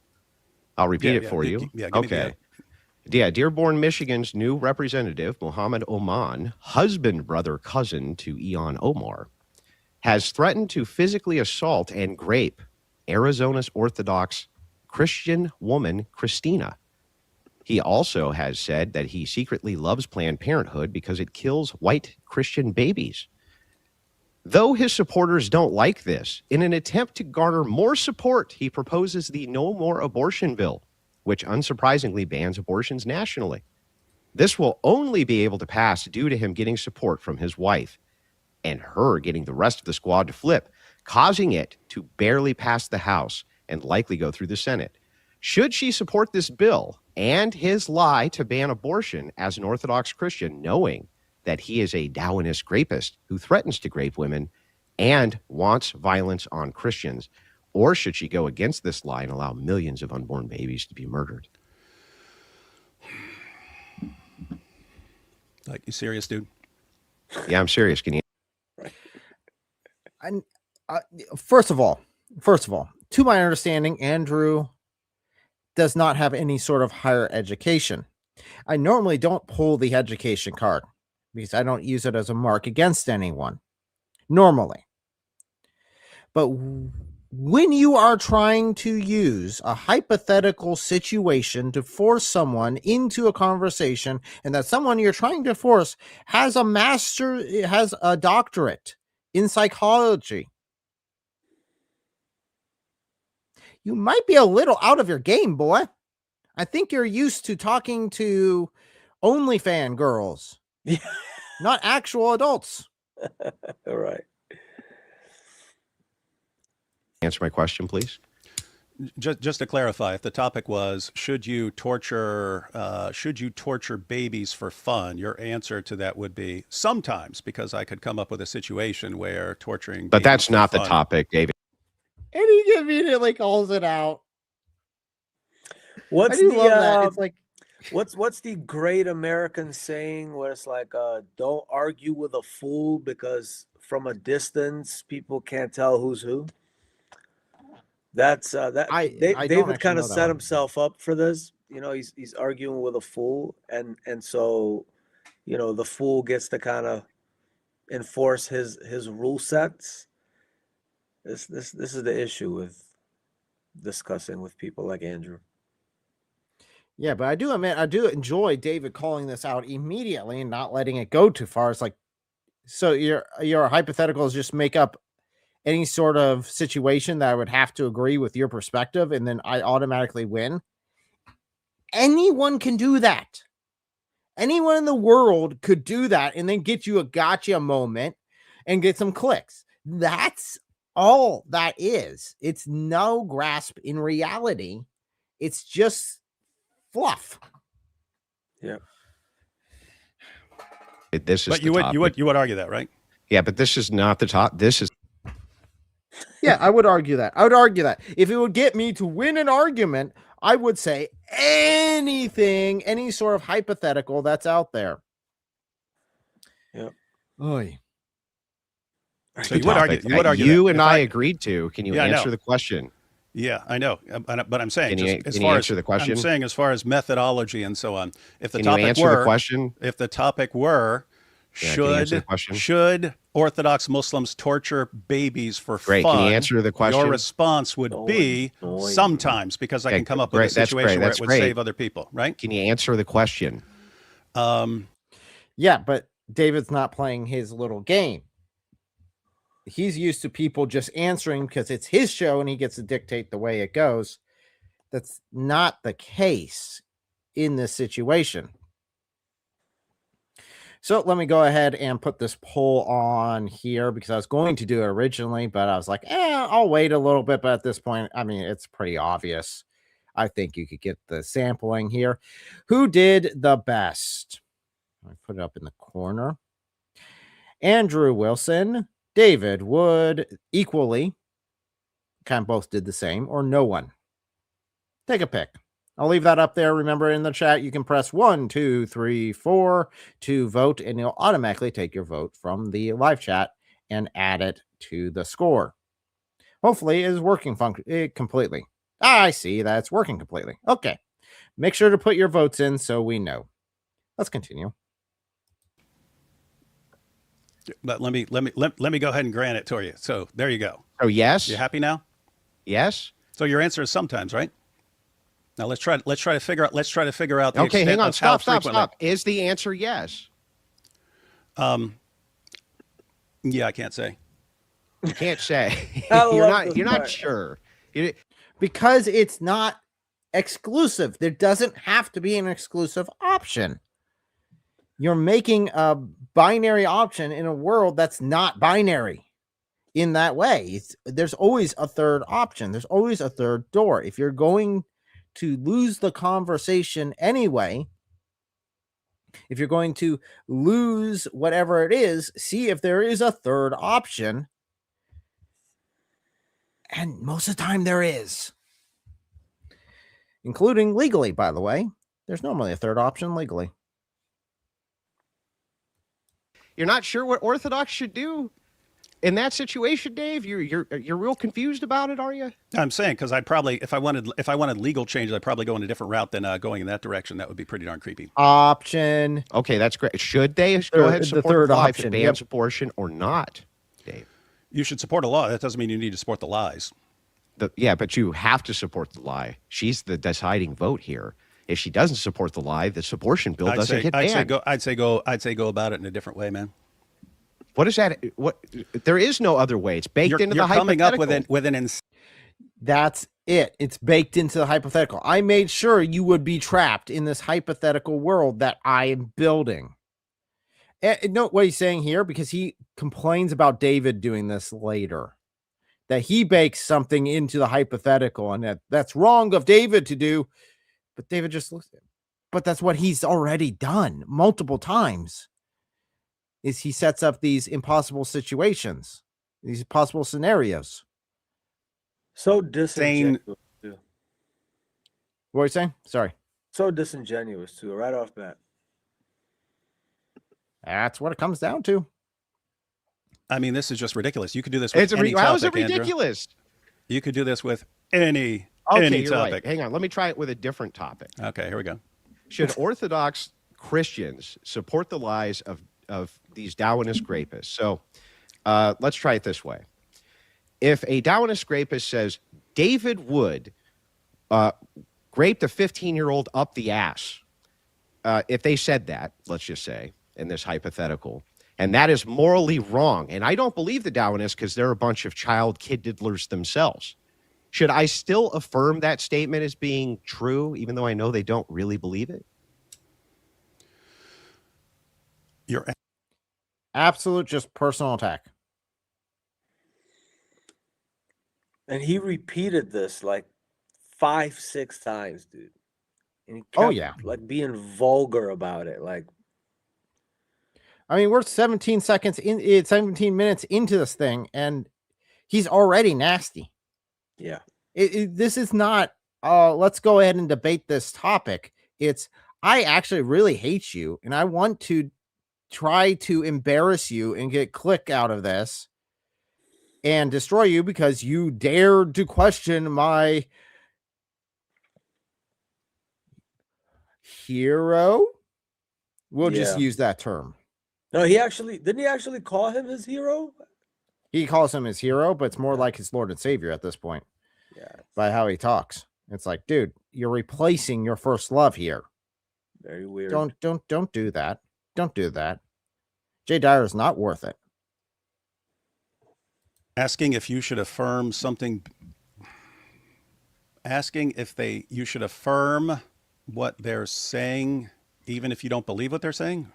Yeah, even though I know it's a lie that they don't really believe that there's anything morally bad with some guy in this situation raping a 15-year-old girl up the butt, even though they claim, hey, man, I think that's really bad. And like, let's say they try to pass legislation or something to ban that. And I know that these guys are lying. They think it's good. Should I go ahead and affirm the lie to get the legislation passed that they should that these men who rape 15-year-old girls up the butt should no longer be able to do that? I don't think you need to be affirming lies to make legislation again. Yeah, you can affirm the law because you think it's a good law without affirming the people who are putting it forth if you think they're lying about their motives of putting it forth. It's not exclusive. Andrew wants to make it exclusive, but it's not. And this is something he can't seem to get.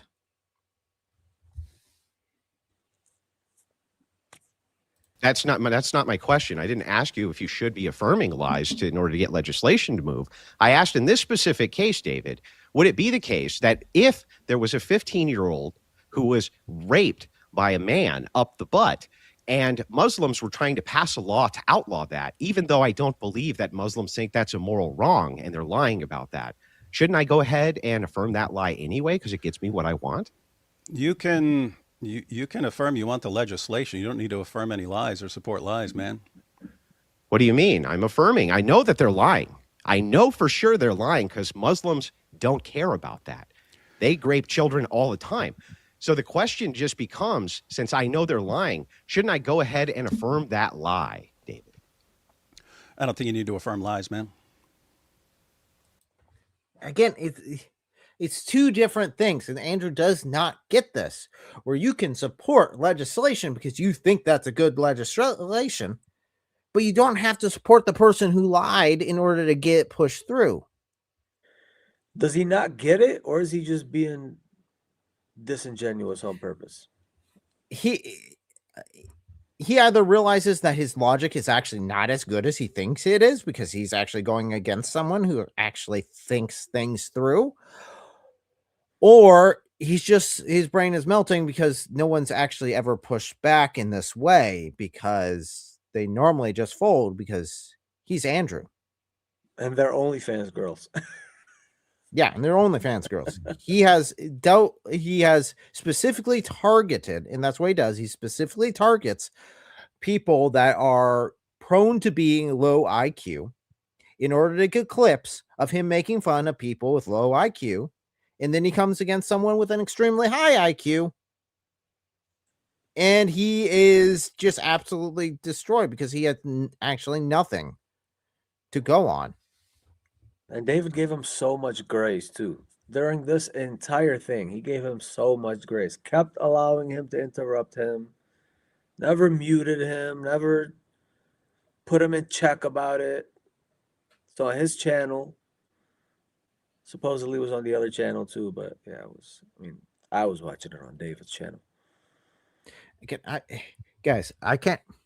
If you always go against low IQ people, it's like being trained. You're training against someone to debate.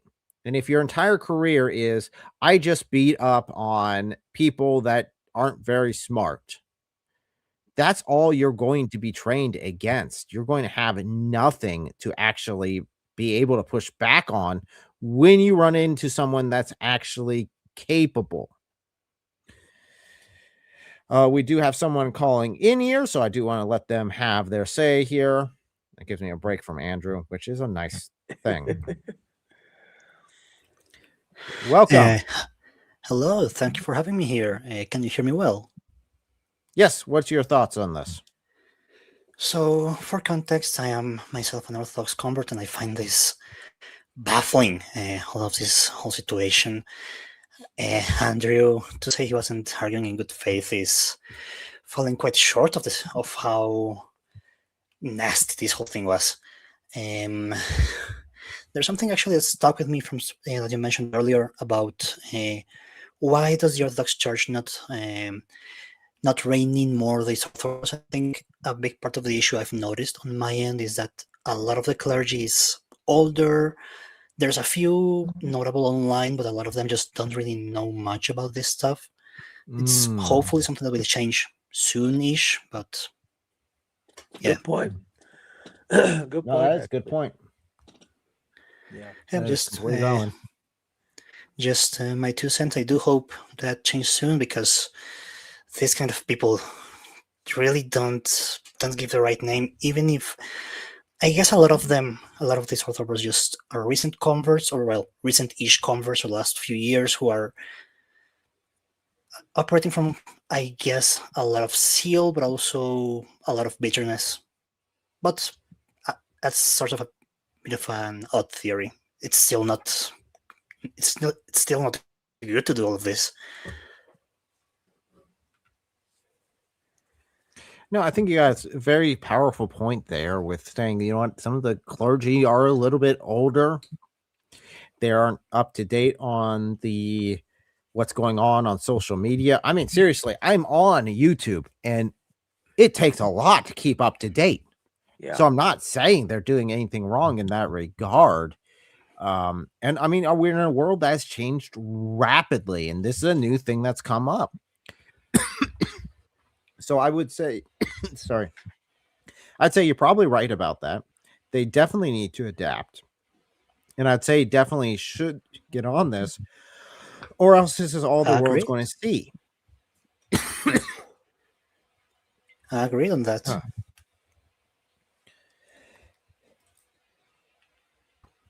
Is there anything else you wanted to add? No, thank you for having me. Well, thank you for your opinion and your insights into the situation, because I would not have had that. Thanks for coming, man.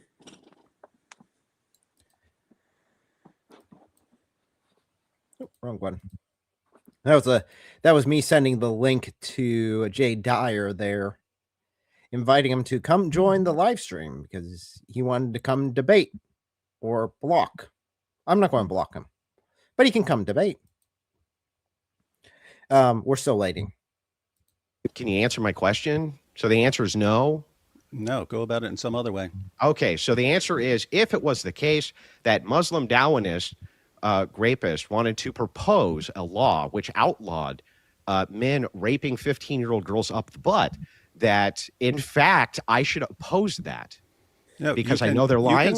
You could support the legislation. What are you even talking about? You're saying they're misrepresenting. I don't know. Maybe this is what he does. He tries to shock the OnlyFans girls into being surprised or like disgusted at something, and then claim, okay, you have only option A or B. Take a pick. What timestamp are we on right now? 20. 20. I would skip to the 60, unless you want to go through all this. The real conversation starts at about an hour. Yeah, let's go ahead. Guys, it's just going to be the same thing over and over again. I do have some super chats that I do want to grab real quick here, and then we'll skip along to about the 60-minute mark. Let's see here. Andrew sounds arrogant. I can't stand that. Yeah, I'd say that seems about right. Very. It's a bit rough. It's one of my pet peeves when people tell me, like when I'm debating Muslims on TikTok Live and whatnot, and people tell me, "Oh, you're being too aggressive. Be more Christ-like. What Christ be?" It's a pet peeve of mine. But when it comes to Andrew, dude, it rings so true. I mean, he goes completely overboard. I mean, I'm no angel, and I go hard in the paint, especially when debating Muslims. But dude, this language that you're versus another Christian, F-bomb after F-bomb, disingenuous debate tactics. I mean, that's why the guy earlier said I didn't even know he was Christian. I didn't know this dude was Christian for the longest. So all I knew him from was debating OnlyFans girls and chain smoking and cursing up a storm on camera. Again, I curse off camera. I make an effort to not curse on camera because I'm a Christian apologist. I'm here representing Christ. I'm at least going to make an effort This dude just completely no care. Just, I don't know, dude. Wow. So let's go ahead with another super chat here, which is this. Let's see. Is this the spirit of the Antichrist? This debate is what happens when a narcissist force meets a psychopathic object. God bless you and your wife. Interesting description. Yeah, I think that except would he's be a good except he's title for the putting them debate. on equal footing, and yeah, they're not really equal. I don't think so. Again, guys, you can vote who did the best. 1 for Andrew, 2 for David Wood, 3 for equal, or 4 for nobody. I get Both what he was are trying to rather do there. interesting. I get what he was trying to do there, though. We have another one from a good friend of mine. Says, have a blessed night. Keep up the good work. Thank you, brother. I look forward to seeing you again if we get the opportunity. Presenting what they actually believe. You don't need to support. You don't need to. So let's go ahead and continue. Again, Andrew's he brings up 3 different arguments. They're all intended to force David into a yes or no situation, A or B. But they're not really A or B. You can support one thing without supporting the other. The lies are not required. So let's go ahead and skip to about the 1 hour mark. Here we go. Even are. None of you guys actually tell anybody that. So inductively, I understand why it is that Jay thinks that you're trying to cast the whitest net. Go back like 30 seconds part to of the the matter. beginning of this question. Okay. About right here. I went back about 5 minutes, so it should be. Okay. Yeah, because when he About brings right. up the denominations and he accuses David and Avery of not announcing their denomination publicly. And again, that comes out, and I think Thaddeus mentioned that earlier in a live stream that he was on with David. And I think he answered it correctly, because it's like, okay, well, it starts putting labels on it. You start saying, okay, well, this or that, and you have to be this way and you have to be that way, where it's like, no, I'm Christian. These are the tenets of my faith. And it actually it really helps the Muslims be able to boil it down, because they don't have to worry about the minutia. That's right. These are the critical points. If you can disprove Jesus's death, resurrection, and deity, then you've disproven Christianity. If you can disprove the triune nature of God, which actually I can kind of even prove it with the Quran itself, which is really kind of weird, by the way, if I can use the Quran to prove that triune God would be feasible. If you can disprove those, then okay, you've disproven my belief. You don't have to worry about the minutia of, is it water baptism? Is it full submersion? Is it sprinkling on top? What I find is funny is studying the early church fathers, one of the earliest debates back and forth. So the whole baptism thing, I always thought was funny, because I just thought it's kind of ridiculous how exactly this ritual is done. Yeah. As far as like sprinklage or full submersion, I think personally I like the full submersion, but I'm not like married to it. Now, what was interesting was the first discussion was not on full submersion or sprinklage. It is it living water or dead water? By that, it's, or do you do it in a river or do you do it in a pond? And it's like, at that point, it's like, yeah. Again, I still look at it and say, you just did it, which matters. Yeah, I'm not doing it matters. I'm not a fan of the minutia of it either. So, but yeah, arguing that fact with a Muslim needing to argue that fact in order to disprove my Christian belief would just be stupid. So why would I muddy the water with that? Instead, okay, these are the core tenets. This is where I stand. I'm Christian in general. Go ahead and refute the core tenets, because those are what matter. Yep. So it simplifies the conversation, and we can move forward with it without getting tied up in minutia. Like the serious thing that's like calling you into. How is that siding with them or their ideology at all? Okay, let me break it down for you. Okay. So he calls you ugly. Okay, real quick here. We do have a caller in, so I'm going to go ahead and bring them up. Welcome. Hey, can you hear me? Yes, I can hear you. Sweet. Hey, thanks for having me on, Eric. I just wanted to give in my 2 cents. Kind of going back to like what you were talking about in terms of the church kind of pulling these people in. I was looking into Eastern Orthodoxy for a while. I was like, hey, this seems cool. If it was a new thing, and I was trying to get into it. And then I found out about Andrew Wilson and Jay Dyer, right? And like, oh, these guys are like someone online who's representing Eastern Orthodoxy. Now, I looked at them and I was like, hey, this doesn't seem Christian to me in a lot of sense, right? So, for example, I think it was Berlin Bull who brought it up, kind of how like Andrew Wilson was always like cussing and all that stuff. And there was a debate that Andrew Wilson and Jay Dyer were having, and they were talking about how like Jesus would have also used a slur or whatever. And you can kind of see Sam Shamoon using the same thing, where like he uses some words and he says, yeah, Jesus would have also said that. So like these things really kind of push people away from Eastern Orthodoxy. Now, I did go to an Eastern Orthodox. I went to a Greek Orthodox church, and I met those people. They were such amazing people. Like, I'm not even kidding. They were so amazing. They were so welcoming. They're like, hey, you're pretty cool.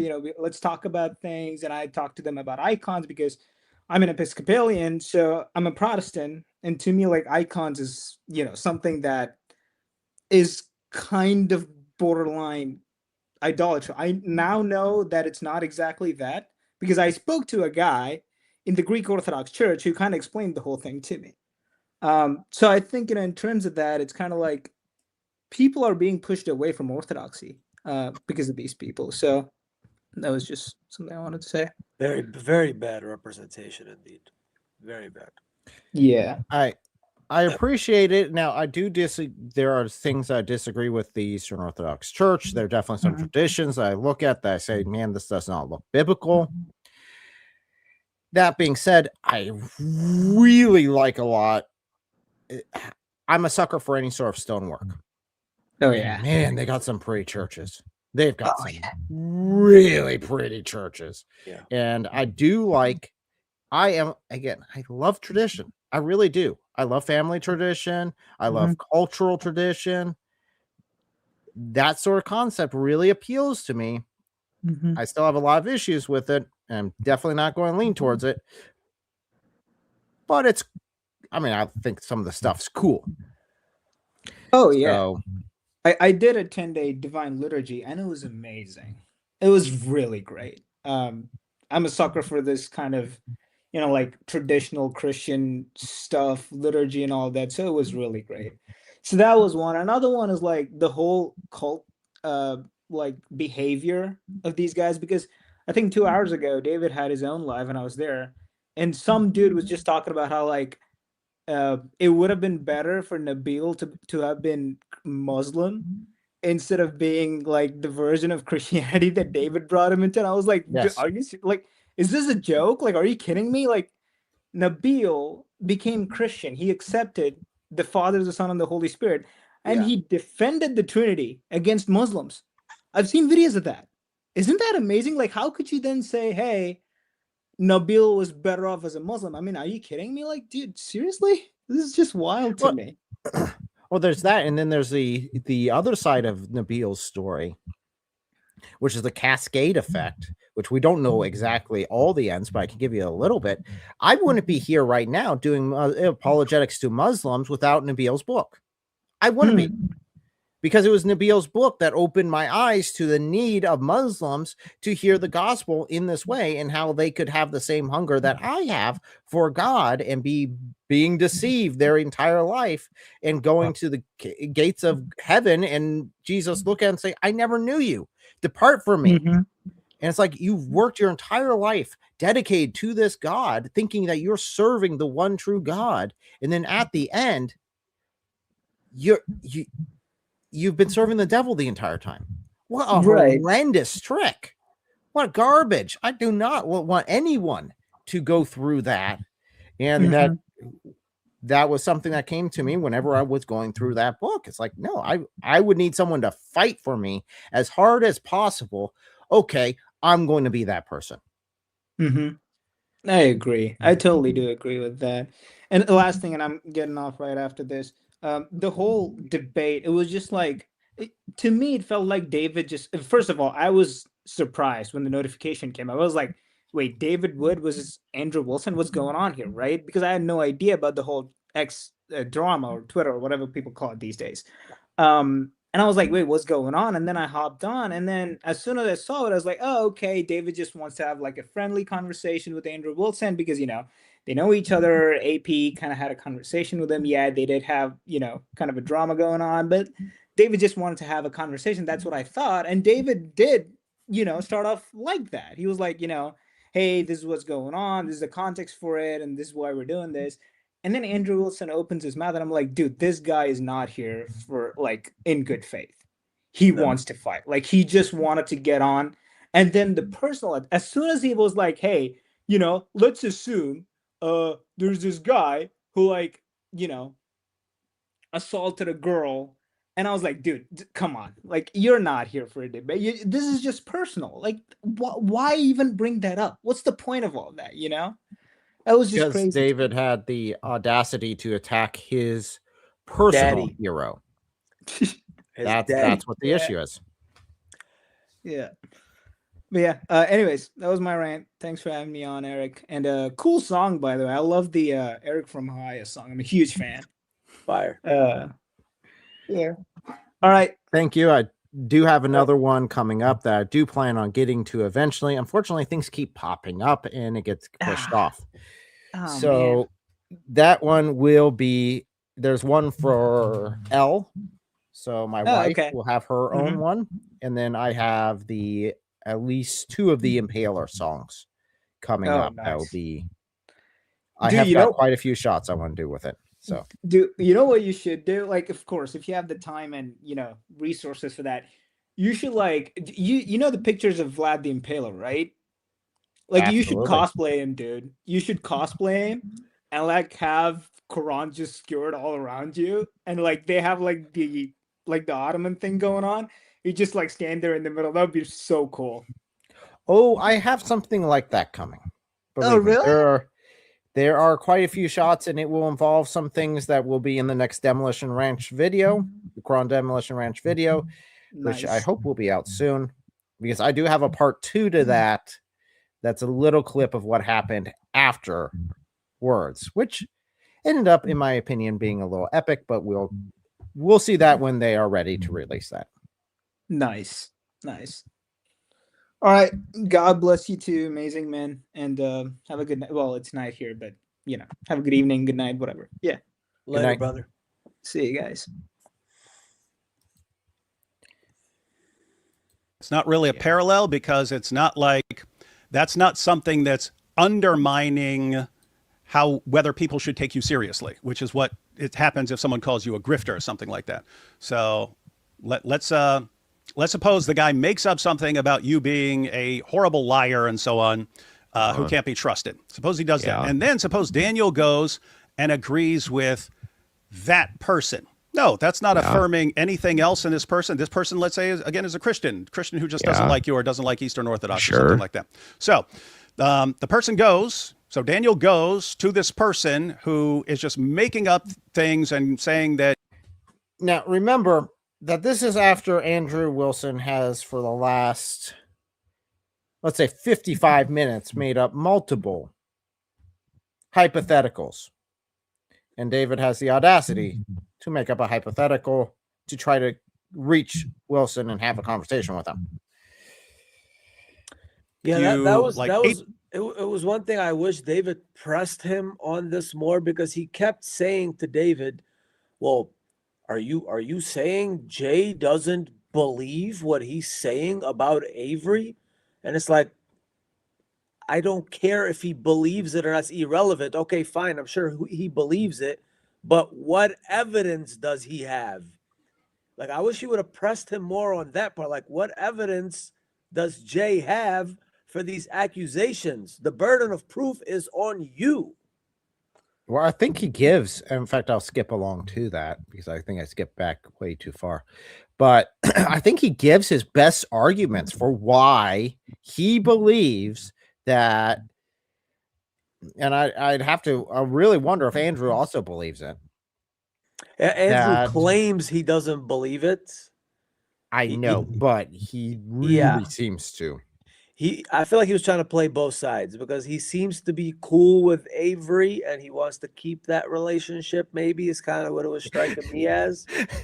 So are you saying that he fits the definition of a grifter here that Andrew's giving? Yep. Because that is the primary argument is that, okay, I'm not going to say my denomination because I don't want to get caught up in the minutia, and I want all the Christians to be able to work together in order to deal with this Islam problem because it's a cancer to the entire human race, primarily those who are trapped in it. Correct. And that makes him a grifter. So if Andrew is here trying to play the fence, both sides, he would fall under that same condemnation. How ironic. Again, not my requirements. Just being clear, his. So suppose the hypothetical Christian is calling you out. He says, he says, Andrew Wilson lies 80% of the time. Therefore, don't trust anything he says because it's probably a lie. And this is the guy who. And Andrew Wilson is a consistent chain smoker. Holy cow. Dude, I have never in my life seen someone smoke that many cigarettes. And I know a lot of smokers. My grandparents, well, my grandfather was, but he quit. My grandmother still is. And she smokes a lot. I have never seen anyone, and I've got my aunts smoke, a lot of my other family members do. I have never seen anyone go one to another, to another, to another, to another, to another, to another in that rate. 3 or 4 hours long, bro. Goodness gracious, dude. Go to a doctor, man. Check your lungs. That's not me being like judgmental on you. That's me being concerned. Yeah, it's like he's not. It's like he wants to be here for a good time, not a long time. So he wants to cut it short or something, like on purpose. I don't get it. Yeah, dude. And you know, guess what? These sort of cancers, definitely lung cancer, can come on you suddenly. I had a person I was working with, an older gentleman, great guy, fantastic. He was fun to work with. I really look forward to working with him. Al, he had a horrible cough, and one of his friends I was working with said, "Dude, you probably should get that checked out just because it seems to be consistent." He went and got checked out. 6 months later, he's in the tomb. He's in the grave because he had lung cancer, stage 4 cancer, and he had no clue until he went to the doctor. He put it off for a long time, went and got checked, and a couple weeks later, boom, gone. And it's like, I come in and out of that place. So it's like, one time I go there, I'm working side by side with this guy. The next time I walk in the door, he's gone. Yeah. It's messed up. And it's like, dude, don't mess with that. And smoking kills, guys. Please be careful with yourself. I want you to live a nice life. I want you to be able to preach the gospel for many, many, many years, if the Lord wills it. I'm not saying that smoking's a sin, but it's just not healthy. Granted, not at this rate. Not at the rate he was smoking. That's for sure not. No, man, geez. Calls your wife a whore because he's extremely desperate and can't answer your objections, and he's but these are still two different guys, right?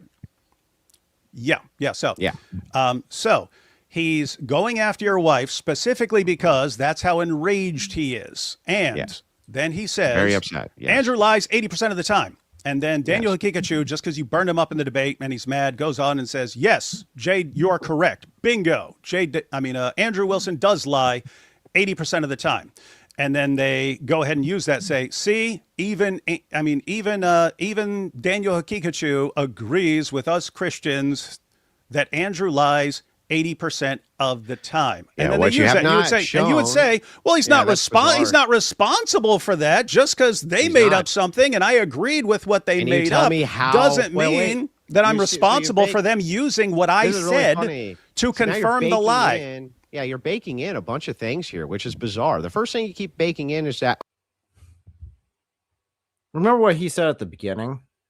What we were pointing out at the beginning of how Andrew bakes in this entire thing and carefully crafts it so it's a yes or no question according to his mind, and there's no third way out. He bakes everything in, and here you go. Oh, well, you're baking it in that this could be a problem. It's like, dude. How do you think it smells in Andrew's studio? I'll pass. Thank you very much. I've had family that smoked a lot. I'm very familiar with the smell. Not a fan of it. Oh, it's made up, right? You haven't demonstrated anything is made up. You don't have to demonstrate. No one demonstrated that God logic's in this for the money, and that he's. If you're saying you believe it, guess what? Someone can believe. Do you think there are people who think you're a liar out there? You would at least need to demonstrate that person thinks they're lying. At the very least, for you to just be like, "Oh, you just made it up." It's like, well, wait a second. This killed me. Yeah, exactly. When I heard this, it's such a nonsense.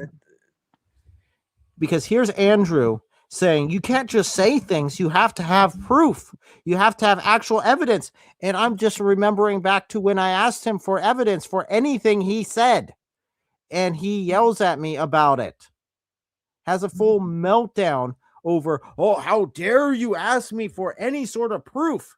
And I'm sitting there like, okay, now he's asking David for proof. What? The hypocrisy knows no limits. What?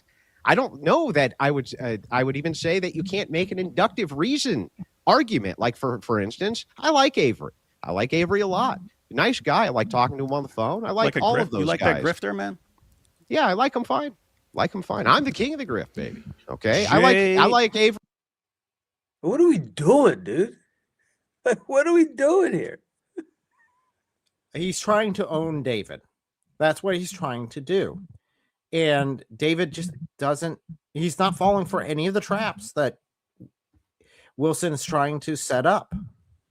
You like Avery a lot, yet Jay is your daddy, yet you want to go out of your way to come on here and debate David on this topic. What is going on, bro? What are we doing?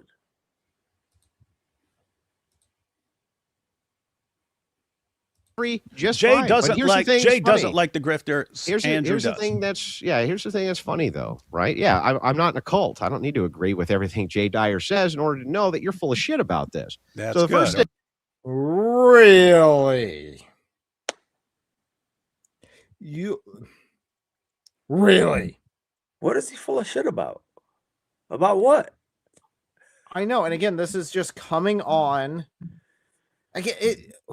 What did David say? Well, you seem to be kind of jealous of Avery's success if you're going about attacking him using the Muslims to attack him. Guess what? I get those sort of comments all the time, and I'm not nearly as big. And guess what? I ignore them because I know they have no grasp in reality unless Jay really knows they do. And that makes me wonder. Thing is that when we go to Avery, though, this is where it gets really funny. So Avery does not actually tell us, like you don't, what your Christian denominations even are. None of you guys actually tell anybody that. So inductively, I understand why it is that Jay thinks that you're trying to cast the widest net possible in order to capture the largest amount of audience that you possibly can in order to gain money. That inductively makes sense to me. Is it true? I wouldn't say that it's true. I don't think that Avery does that. I don't think that that's the kind of guy he is. But inductive.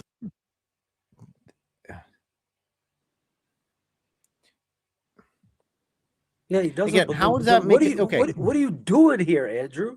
then why are you here? Like, The what? obvious question to Andrew is, if he is, let's say, Baptist, if Avery's Baptist denomination, just hypothetically speaking, does that change anything if he's Baptist or if he's Pentecostal or if he's any of the other denominations, non-denominational? Does that change anything? Because in the truth, according to Andrew and according to Jay, there's only one option. If you're Eastern Orthodox, you're good. Everyone else is fraudulent and not a real Christian. So for a fact he's not Eastern Orthodox, so it shouldn't matter to you. One of the biggest schisms in Christianity came at the Council of Chalcedon, and it was between the Eastern Orthodox and the Oriental Orthodox. And the big disagreement came down to the verbiage when describing Christ's nature and the hypostatic union. Was it still, even though he's human and divine, is it still two natures? Or did they fuse into one nature? That's literally what the Oriental Orthodox and the Eastern Orthodox broke up about. You are willing to look them in the face and over that say they are not real Christians? Are you kidding me? Like, Protestants is one thing, but no one else is a Christian unless you're Eastern Orthodox? Coming from Orthodox. It's insane, brother. It's insane to say. So I would just look at that and say, well, I don't know. I'd have to study it more and I'd have to look into it. Maybe I'd have a position. But do I think that that is an essential doctrine, that you are saved if you think that they're two natures or if you think they're one nature? Now, I do actually believe that they're two natures. We'll never know not for sure. necessarily Anyway. fused. But the only way I'd get 100% answer, actually, you hit it on the nail there. I don't know if you realize it, but the only way I would know 100% sure, without a shadow of a doubt, will be once I'm in heaven. Exactly. And at that point, guess what? It's a little late. Exactly.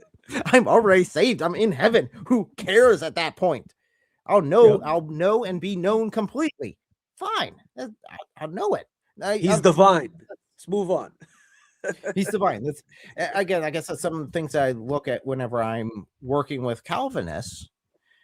And I'm like, well, at the end, I'm going to look back and I'm already saved by the time I realize if the Calvinists were right. I don't think they are. I think there's flaws with the logic. But does it matter at the end? I don't think so. I don't think so either. So I'm not going to sit there and I'm not going to debate a Calvinist. Now, I have conversations with like Anthony Rogers, and Elle and I have had long conversations where we'll go back and forth exploring it, and maybe those might get a little passionate. But at the same time, they're friendly discussions. We're just having a conversation. We're not trying to get a clip that you can then twist and use to boost your numbers. In fact, all the conversations we've had in that regard, to my knowledge, have been just in private, where we sat down and we have talks. Now, if you know Anthony Rogers, one of the things he likes to do is talk. So, and he's fun and he's really good at I can't speak. But he's really good at studying the Bible. He's really good at pulling it forward. And he's got a lot of knowledge that I enjoy listening to. And I love having him as a speaker. So there you go.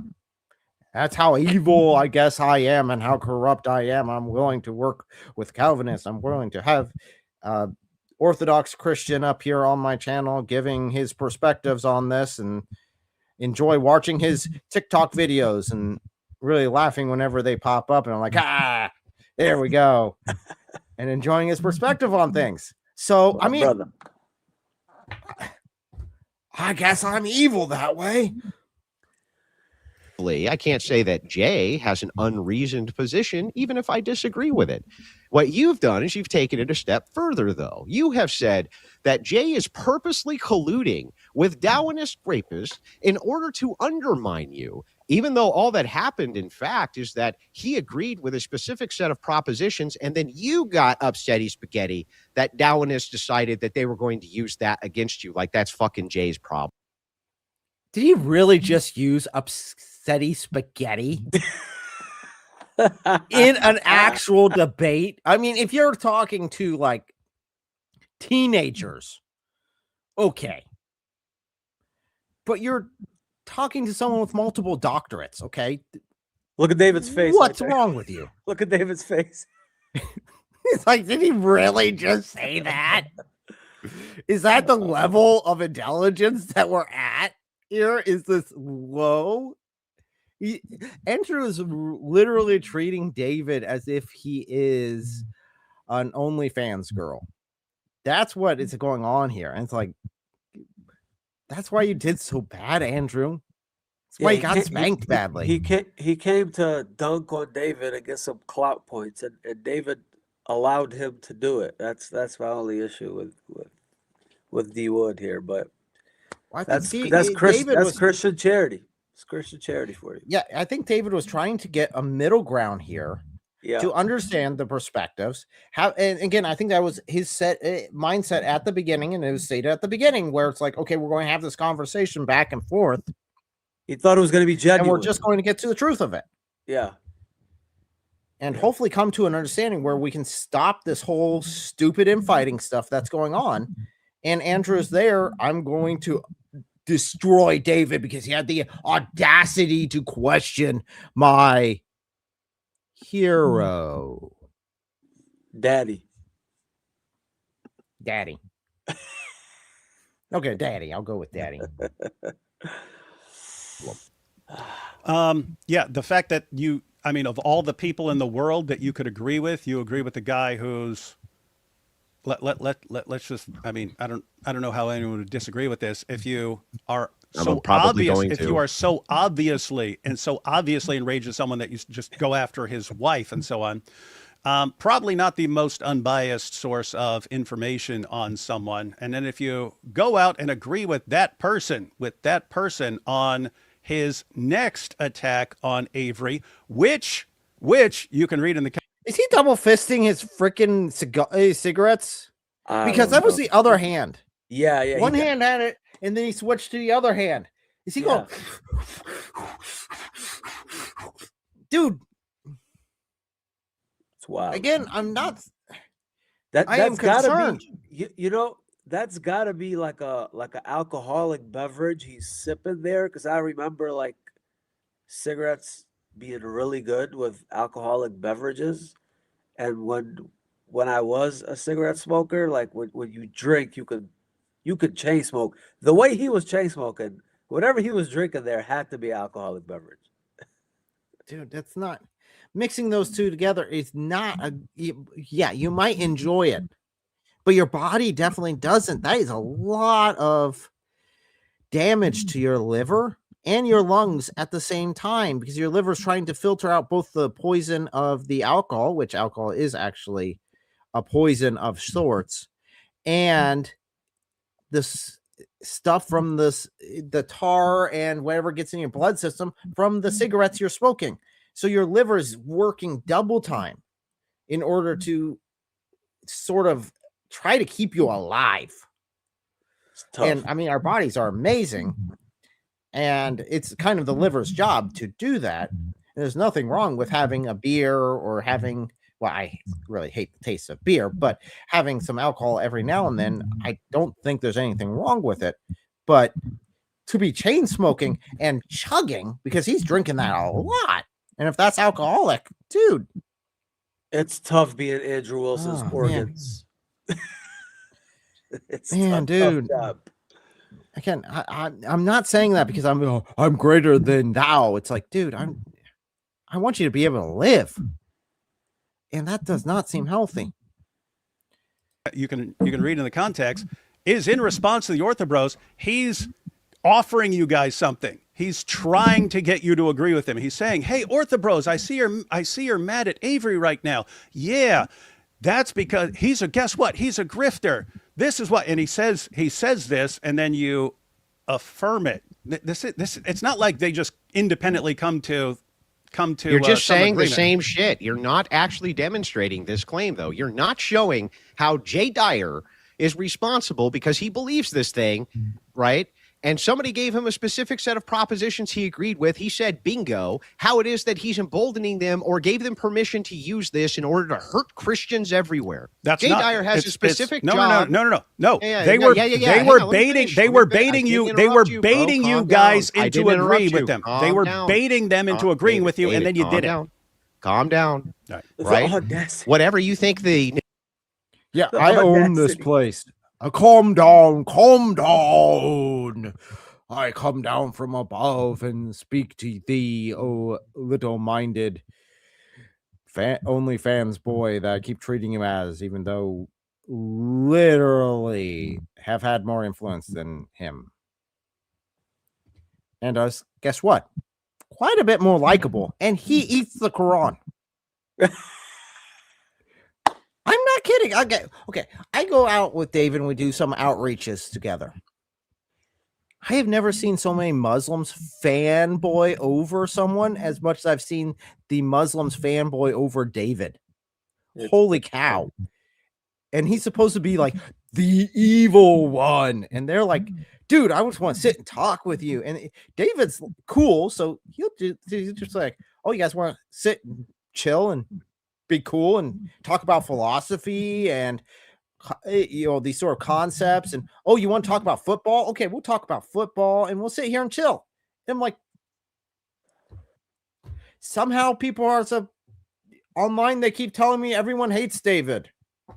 And then I look and I'm like, dude, him and God Logic are like the two most beloved by Muslims that are out there on the Dawah scene. Yeah, one of the few people I could watch for 3-4 hours at a time, just yapping about whatever. It's not that many people I could do that with. Yeah. So, dude, you do not have the high ground in this. We do have a comment here I did want to pull up just for the fun of it. It said, quit hating on beer, Eric. Well, you see. There was another one that said, I'm smoking and drinking right now. Stop. When you were describing the organs. Dude, don't do that, man. It doesn't help your organs. I mean, it's your decision. And I'd say biblically, the only thing with drinking is don't become drunk, as in like lose control of your body. I think that's where I believe that's what it's actually targeting, is the drunkenness. Yeah. Because then you make big issues for yourself. Yeah. But the reason why I hate beer so much is there are multiple times when I was a kid that we weren't financially stable, I'd say. And one of the things that we did to earn a little extra cash along the side was go down the street and collect beer cans that are on the side of the street, and we can go turn them in at the recycling center. Old beer cans smell bad. You probably have that smell stuck in your That was my that was my teenage years. That's what we did. We do that for extra change to do whatever, make ends meet or whatever. And we'd go down and we'd have a little lawnmower that we'd have a wagon behind it, and we'd go down the road. And I mean, we live in Ohio. People drink lots of beer in Ohio. Yeah. Definitely in the country. So the sides of the road are packed, and I mean, middle of nowhere. So there's no cleaning that goes on normally. So we'd have bagfuls of week-old beer cans that is sitting out in the sun, which is like 90-degree weather. Oh yeah. And they would be very ripe. That so will we would stack them up, and then that I would have it on my hands the entire time. I'd be smelling like it. I'm glad no cops stopped by, because they would be thinking that this teenager is chugging beers left and right, because I definitely smelled alcoholic. Although I never drank a drop of it.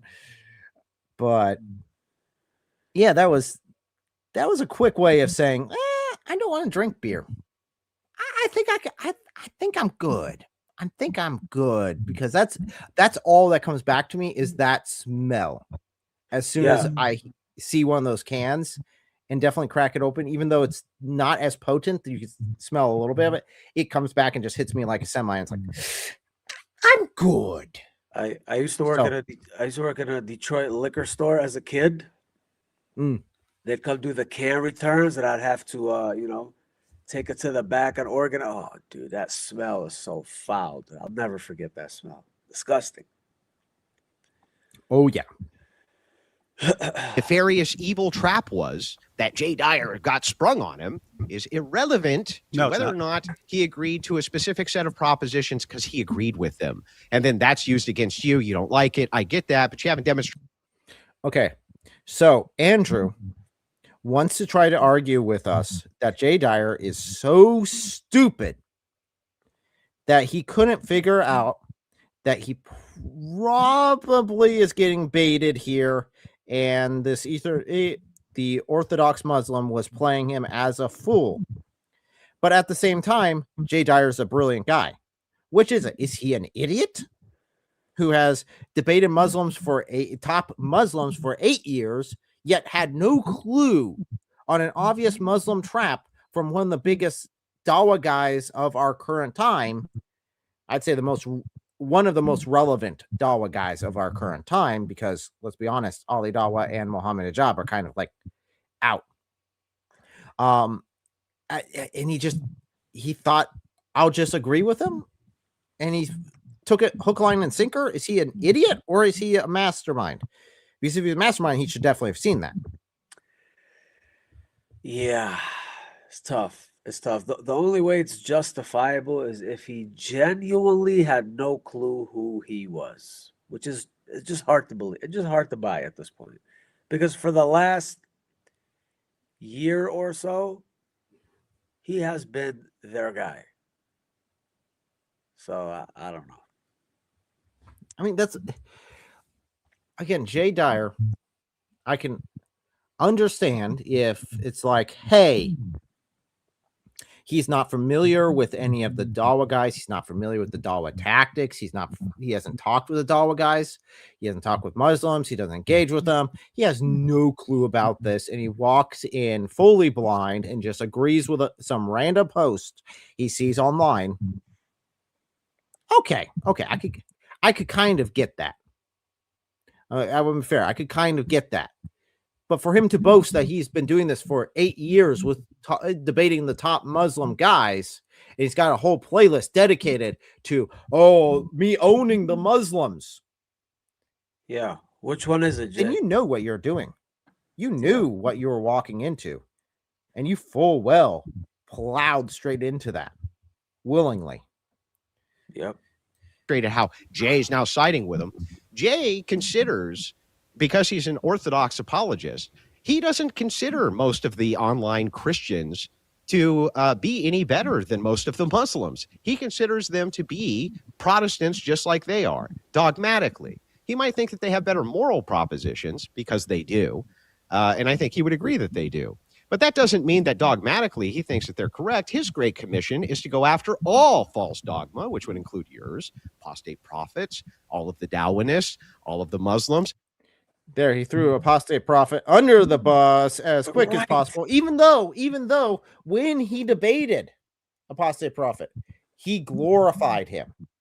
Talked about how great it is to have him in the true church back when he had that debate. And now it's like, oh no, he's an apostate prophet. Yeah. Throw him on the bus as quick as possible. Look at the comment. Right. Isn't he Orthodox? Yeah. Yeah, yeah, that's the church he attends. That's the priest that's above him. Yeah. So yeah, it doesn't matter, because Andrew just doesn't seem to like AP. Maybe it's because AP has the audacity to think for himself.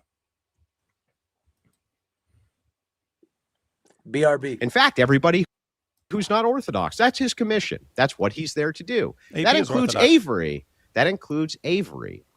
Avery. Now, I like Avery. It's not my commission. See, I don't know all the guys. I don't know all the Ortho Bros. So if you're saying they threw another Ortho Bro under the bus, that is hilarious, actually. Because it's like, dude, they're eating their own. And I'll tell you guys right now, the only group that does that are the people who are following false doctrine, where they're eating their own like this. Not calling out evil. You can call out evil, you can call out corruption, but eating their own is really bad sign that they are not in the truth. To do this, but it is Jay Dyer's. If Jay Dyer has inductively reasoned out that he believes that Avery is a grifter, whether I agree that he's a grifter or not, the inductive reasoning for what Jay gave is fine. And if he agrees to a set of propositions and says bingo, for you to say that he's going out to embolden a bunch of Muslims to destroy you is one step too far, and you can't seem to tie that together. When are you going to? And this is Andrew's major blunder. Because you see, you could use that to justify calling anyone a grifter. I can literally use his logic, again, not my logic, his logic, to call, you know what? Paul was a grifter according to Andrew's logic. Mary, the mother of Jesus, was a grifter according to the logic that Andrew used here. You can just as easily say, well, maybe they had some sort of belief that they are justified in believing that Mary, the mother of Jesus, was a grifter. I would disagree with that. I'd say, okay, what's the actual evidence? Let's look at that.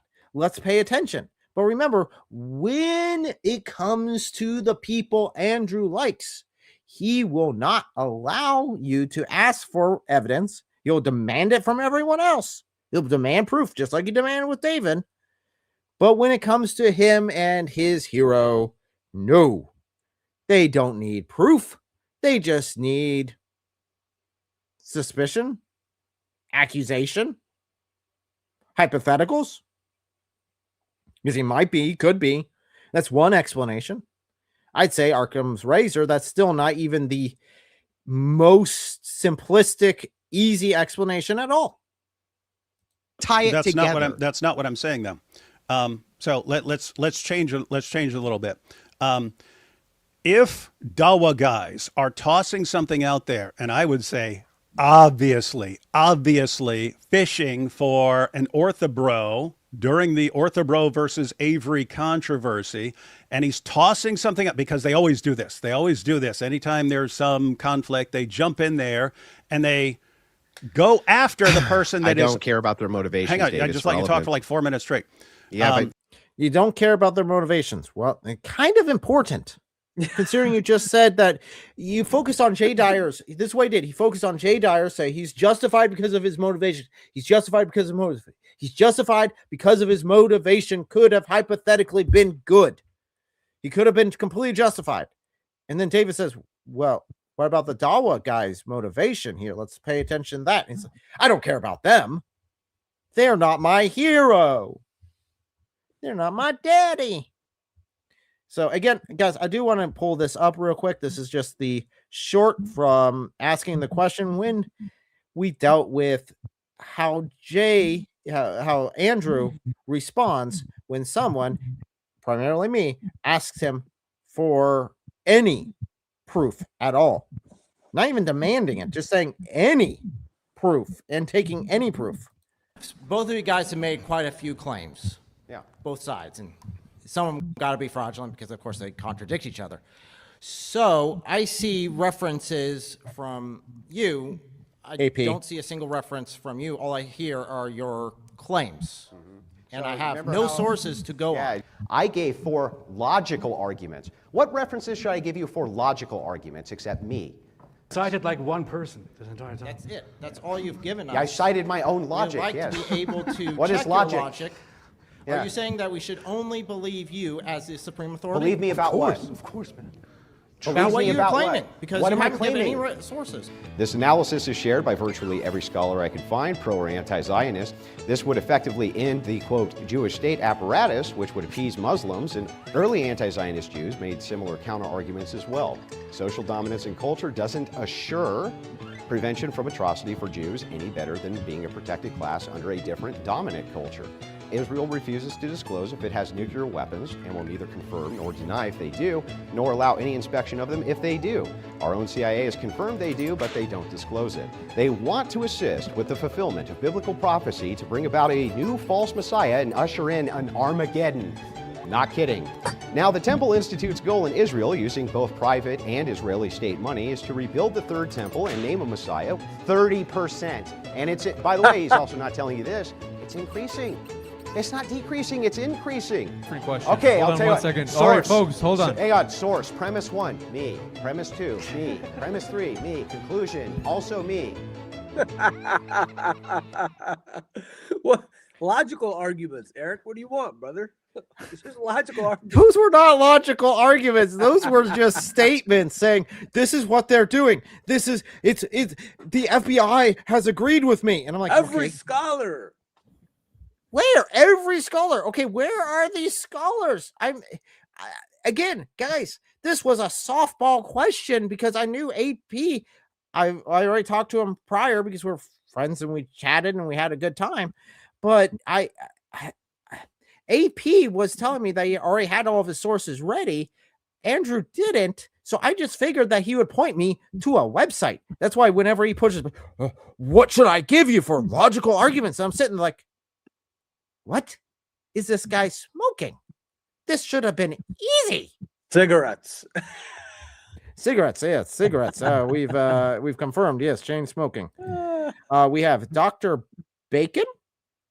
Other than having a very tasty name, we'll see what else he has to say. Welcome. Howdy. I just wanted to put my 2 cents in about the debate, if you don't mind. I'm a Protestant, so just coming from that point of view, I honestly feel like Andrew comes from not a orthodox point of view. He just comes from philosophy. That's what he's trying to push through this whole quote unquote debate. It's not really a debate in all contexts too, because there wasn't really time given to somebody, wasn't definitions. There wasn't really a lot of groundwork, you know, it was just a lot of name calling really at the end and didn't really progress any point either way. Well, my speculation on that would be that David came in with a certain expectation that this was going to be a conversation. So it was set up as you give the openers and then we go back and forth and we just have a conversation and see each other's point of views and maybe be able to come to some sort of conclusion to this whole drama crap that, guess what, David Wood has not fully focused on because this is not his mission field. So this is not his calling. So yeah, that would be I agree. what my suspicion would have been. David did do a great job of trying to wrangle the whole conversation back to the topic, and Andrew kind of kept on going back to what he wanted to. That I said in the chat, I was like, he really poisoned the well in the get-go because David laid the groundwork. This is what we're talking about. This is what led up to this point, and then Andrew kind of just like, well, we're going to talk about this hypothetical for a good 30 minutes or so and not talk about the actual discussion. Yeah. But I think that is how Andrew approaches every sort of discussion. He just uses hypotheticals in order to try to justify. Do you think that is it's a good strong suit against something like, well, he goes against the Muslim Brotherhood and stuff like that. That's a good framework of giving him that, but he doesn't really work too well going against. I've seen him only debate a couple other Christians once or twice, and they don't really. And even Orthodox, I've seen his little his streams where he goes against actual other Orthodox guys, and they don't agree with him as well. So it's really like, I don't think he's going from a framework from an Orthodox, and I think that's why a lot of Orthodox people don't agree with what he says most of the time. Absolutely not an Orthodox framework. So my opinion is, I really don't like how he discusses. I think it's absolutely useless. I think it's just hypotheticals designed only to get clicks and just gotcha moments, and then that's it. I am more interested with actually having discussions with Muslims, going through the actual sources and examining it, not just getting, oh, click moment. Okay, I got it right here. It's like, no, But his claim to fame useless. does come from the whatever podcast, which is all that is about, is clickbait. Let's short clip this, let's short clip that. And yeah, he has some moments on there that's really entertaining, and that's one of those instances where he actually debated another Christian, and it just became name calling, and it didn't have anything to do with Christ really, and it kind of just led to nothing getting really talked about. And that's kind of feel like that's how he debates. Like, if he doesn't like you debating him, he kind of just devolves into name calling, kind of the Sam Shamoon kind of thing, where he kind of takes over the conversation with, oh, I'm just going to belittle you because you don't have as much philosophy knowledge as I do. Yeah, but then he Yeah. doesn't have a quarter of the knowledge Sam Shamoon has. So Well, you that can't was my even- 2 cents. I would step down, but I do agree with most of what you guys are saying against this whole shamble of what it was of the debate it was supposed to be. The only time Andrew Wilson has ever cooked is when he was debating room temp IQ sex workers. Only time I've ever seen him cook in a debate. Motivation is irrelevant. You didn't let me No, talk. no, for no. 4 minutes straight. I'm modifying it. I'm modifying it. So if these guys are obviously fishing, that has nothing to do with Jay, their motivations, but they're obviously fishing, trying to get the people who are already mad at Avery to help them. So they say, hey, Avery's a grifter. And what they want is some Christians to agree, yes, Avery is a grifter. Is that a fresh cigarette? Yeah. Yep. Sorry, guys. I would actually be very, kind of curious, not enough to actually do it, but to go through this debate again and just count how many cigarettes that guy goes through in this debate. Because, man, that's makes my skin crawl, dude. He smoked at least an entire pack. At least. It might have been 2. Yeah. And you go with it because you've made your inductive. Because you agree? Yeah, you agree. go to them and say, you Dawah guys are absolutely correct about this person that you're attacking because you can't answer it. That should be fine, right? Yeah, so if you Darwinist, agree with it, it should be fine. Yeah, right? let me just ask back the same exact question. So if a Darwinist says Gretchen Whitmer is a fucking piece of shit who ruined Michigan, and I went bingo, right? I am now affirming all Darwinist beliefs because they're setting a trap or something. No, that's not what David's saying. He's saying that you agree with that one premise, which guess what? That one premise is that Avery, according to you, is a grifter. If he is, then you've given them ammo to attack Avery. And again, either Jay Dyer is a moron, according to Andrew, which I don't think he believes he is, or he knew exactly what he was doing, which I think he knew what he was doing.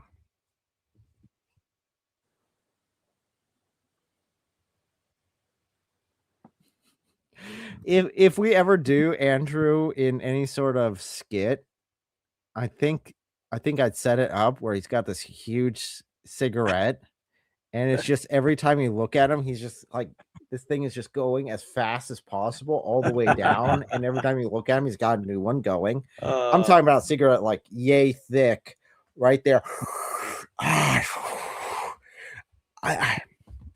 If I ever do a skit, which I probably won't ever do with him, I think that would be funny, just as a call out. But I mean, if is this normal for him to be smoking this much? I gotta ask. I don't watch him. Now, when he did the debate with AP, AP, he didn't have that. He wasn't smoking, obviously. No, I don't think he smoked when we were there because he's in his home studio there. So yeah, he'd be able to smoke there. The places we were at were no smoke areas, so that was an issue. But he didn't take any smoke breaks. Does he always smoke this much, or is this something unusual? That's what I'm asking. Chat, let me know which way it is, because I'm just not familiar enough with him to know if this is like abnormal behavior or this is just like him a normal day smoking. I've seen him smoke on stream before, but not like this. So yeah, chain smoking on stream, is that normal?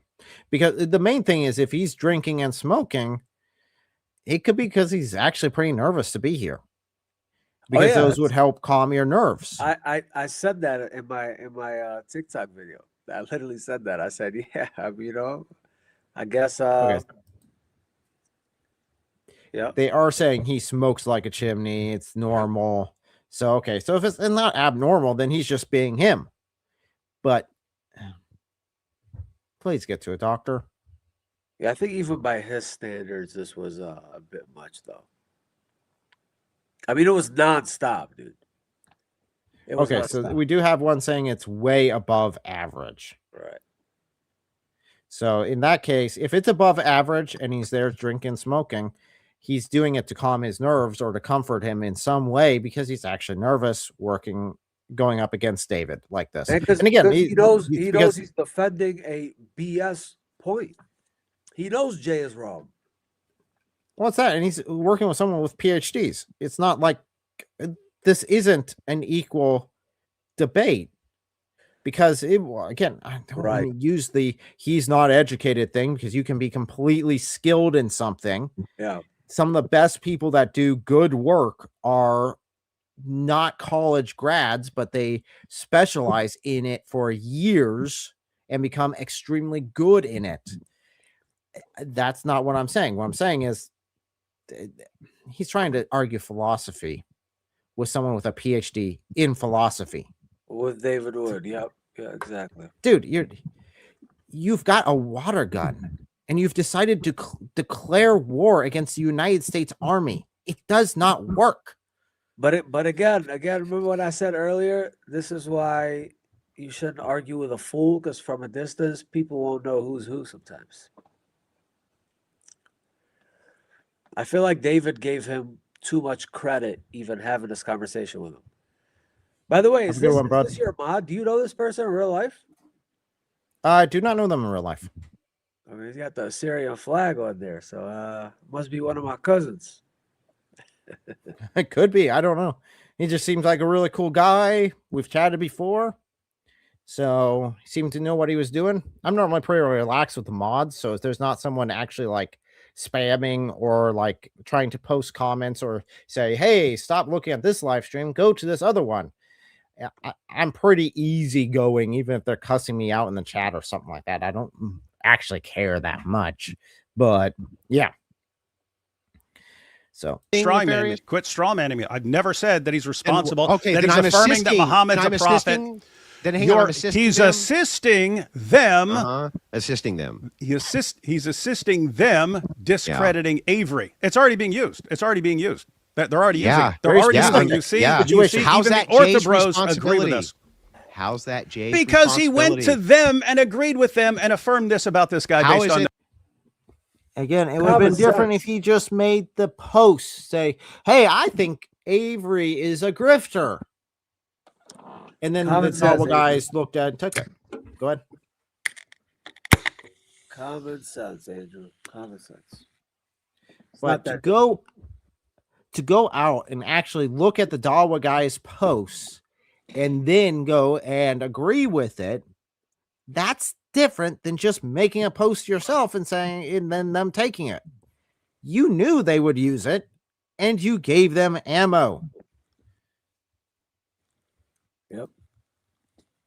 How is it his responsibility what they do, which is nefarious with what he said? Did he say, go use this to discredit Avery? Can you show me that? How are you not getting this? If they How said are you again, not getting this? Again, if someone Either he is so incredibly incompetent, Jay Dyer so incredibly incompetent that he's debated Muslims for 8 years and didn't know that they would use this, or he knew for a fact that they would and went and did it anyway. That's the issue. Is he incompetent, or does he know what he's doing? Those are your two options. You like A or B options, Andrew. Those are the options. Yeah, true dichotomy. Andrew likes true dichotomies, right? Yep. said 80% of what Andrew says is a lie. And these are not just a random person who's come to this conclusion. It's a person who is known for just making crap up about you.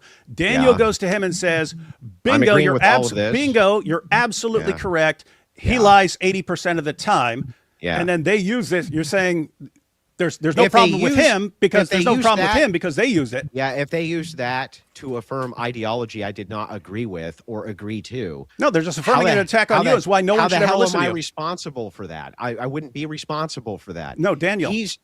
But I'm just interjecting myself here as the Daniel character, okay? Or somebody else, right? I'm on the receiving end of this. Can you tie in how Jay Dyer would be responsible for these guys using him saying bingo to them to a specific set of propositions? How the hell is it that Jay is now responsible for these guys using that in a nefarious way? Because he handed it to them. He gave it to them. Because he agrees with them? No, think.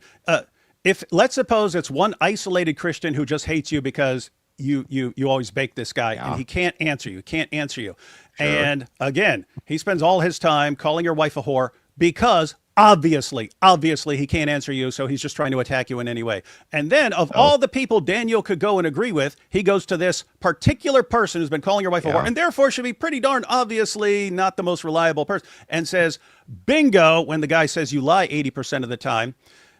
You wouldn't see any connect. Like he has no Daniel would bear no responsibility for this being used to discredit you. Again, this is a pretty basic principle of logic and being an adult and being responsible for your own actions. I'm sorry. I don't want to stoop to this level. But Andrew, did your parents not teach you this? Mine did. And it was a pretty early class.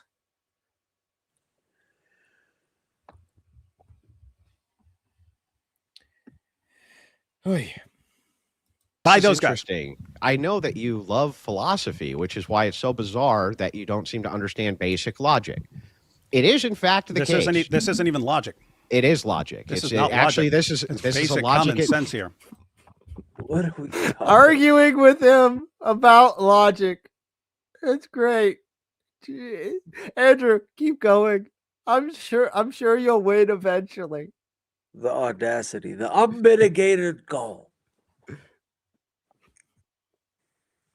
This is a logical induction. You're making an induction. How are you not? You're not making a logical induction here, David? What are you even talking about? I'm saying that you're saying event A leads to event B, which leads to event C. That's inductive reasoning. That's inductive logic. That's not even what we're talking about. Yes, it is. It's bad to go to a person who has nothing but bad intentions and to affirm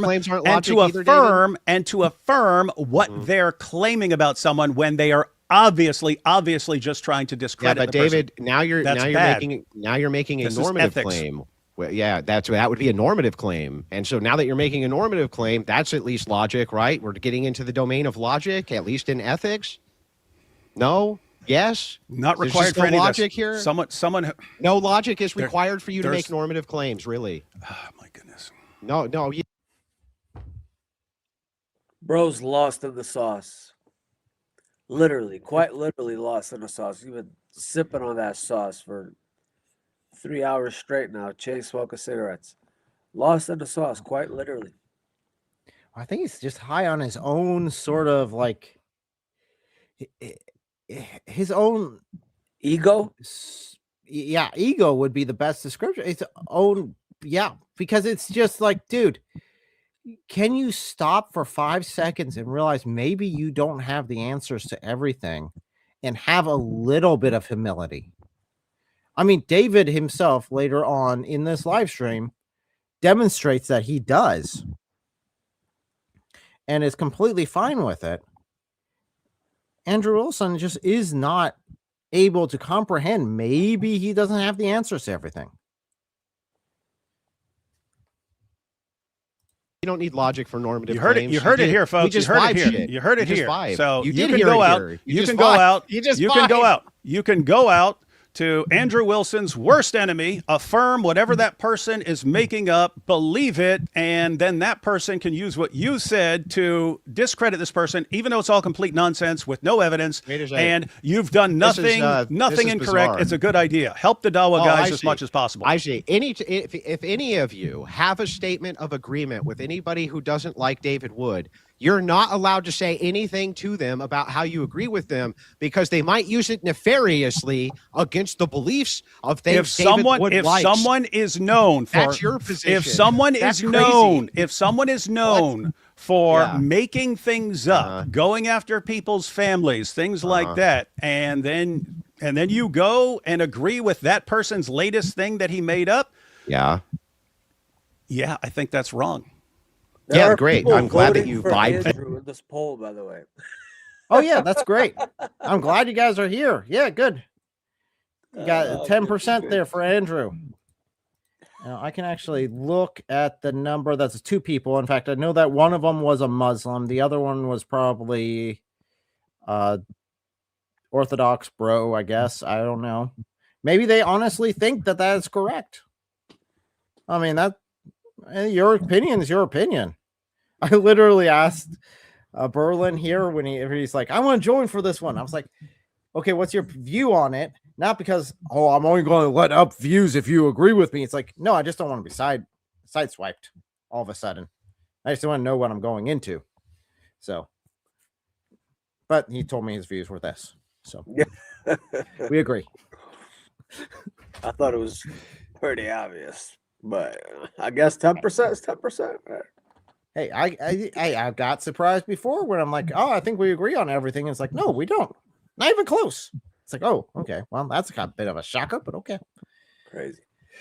Oh, okay. We're going to do a little bit more of this. I don't think we'll be doing too terribly much more because I can only take so much, Andrew Wilson. Yeah, I got to jump off. My brain just does not want to work. So I think we'll go about 2 more minutes into this here. Let him wrap this up and then do closing thoughts.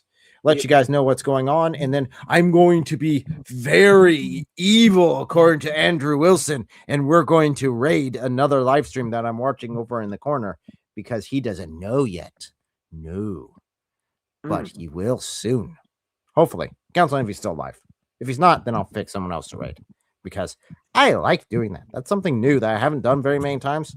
And I like the concept. So we'll probably do that. Probably got busy. Maybe editing a couple of videos, or I misunderstood, which could be completely valid. Well, too. Maloink was live, so he might have been busy with that. He doesn't have to waste his time with Oink Oink Alive anyway. Oh yeah, he got all that booked. Yeah, he had a record thing, right? Yep, he's got that all mastered. He's got Maloink working for him pretty good. That you seem to agree with that earlier, but now no.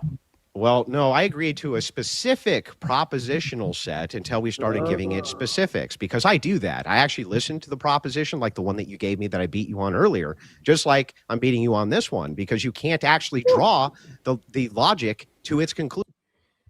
And I wanted to hit that. Actually, we can just stop right there. I wanted to hit that part because I didn't remember him saying it. And this is where these perspectives change. And I think this really reveals a lot with Andrew. And guess what? I hear this from Muslims a lot too, where they just want to win. And they just want to say that, oh, I won this point and I can move on to another. Oh, I already beat you. I beat you in this. I beat you in that. And it's like, dude, if you're the one who has to tell me you won, you didn't win. It's because it's just like saying, oh, I'm a badass. I'm a badass. Walking around saying I'm a badass the entire time, or I'm gangster. I'm gangster. It's like, dude, I don't need you to tell me that. If someone I respect tells me, man, that guy, man, don't mess with him. He's a badass, man. That guy, yeah, no, don't do that. Okay, that's credit. But if you're telling me, man, if you're telling me, I know for a fact you did not win, you know you did not win, and you're just trying to build yourself up because there's just, yeah, what did Andrew win? Nothing. Nothing at all, because David wouldn't play stupid games. So because that's why. Protect the holes. Oh my goodness, Malik, you gave us so many catchphrases to use for you and to use in any of these situations. Thank you very much. It's the best thing you've done, other than just absolutely destroy Dawah. And also give us your little pet Korah to, well, try to destroy Christianity, which is like, if this is the best you got. Speaking of Malik, there's been this Muslim girl on TikTok that has been inquiring about Christianity. And she was on one of our panels.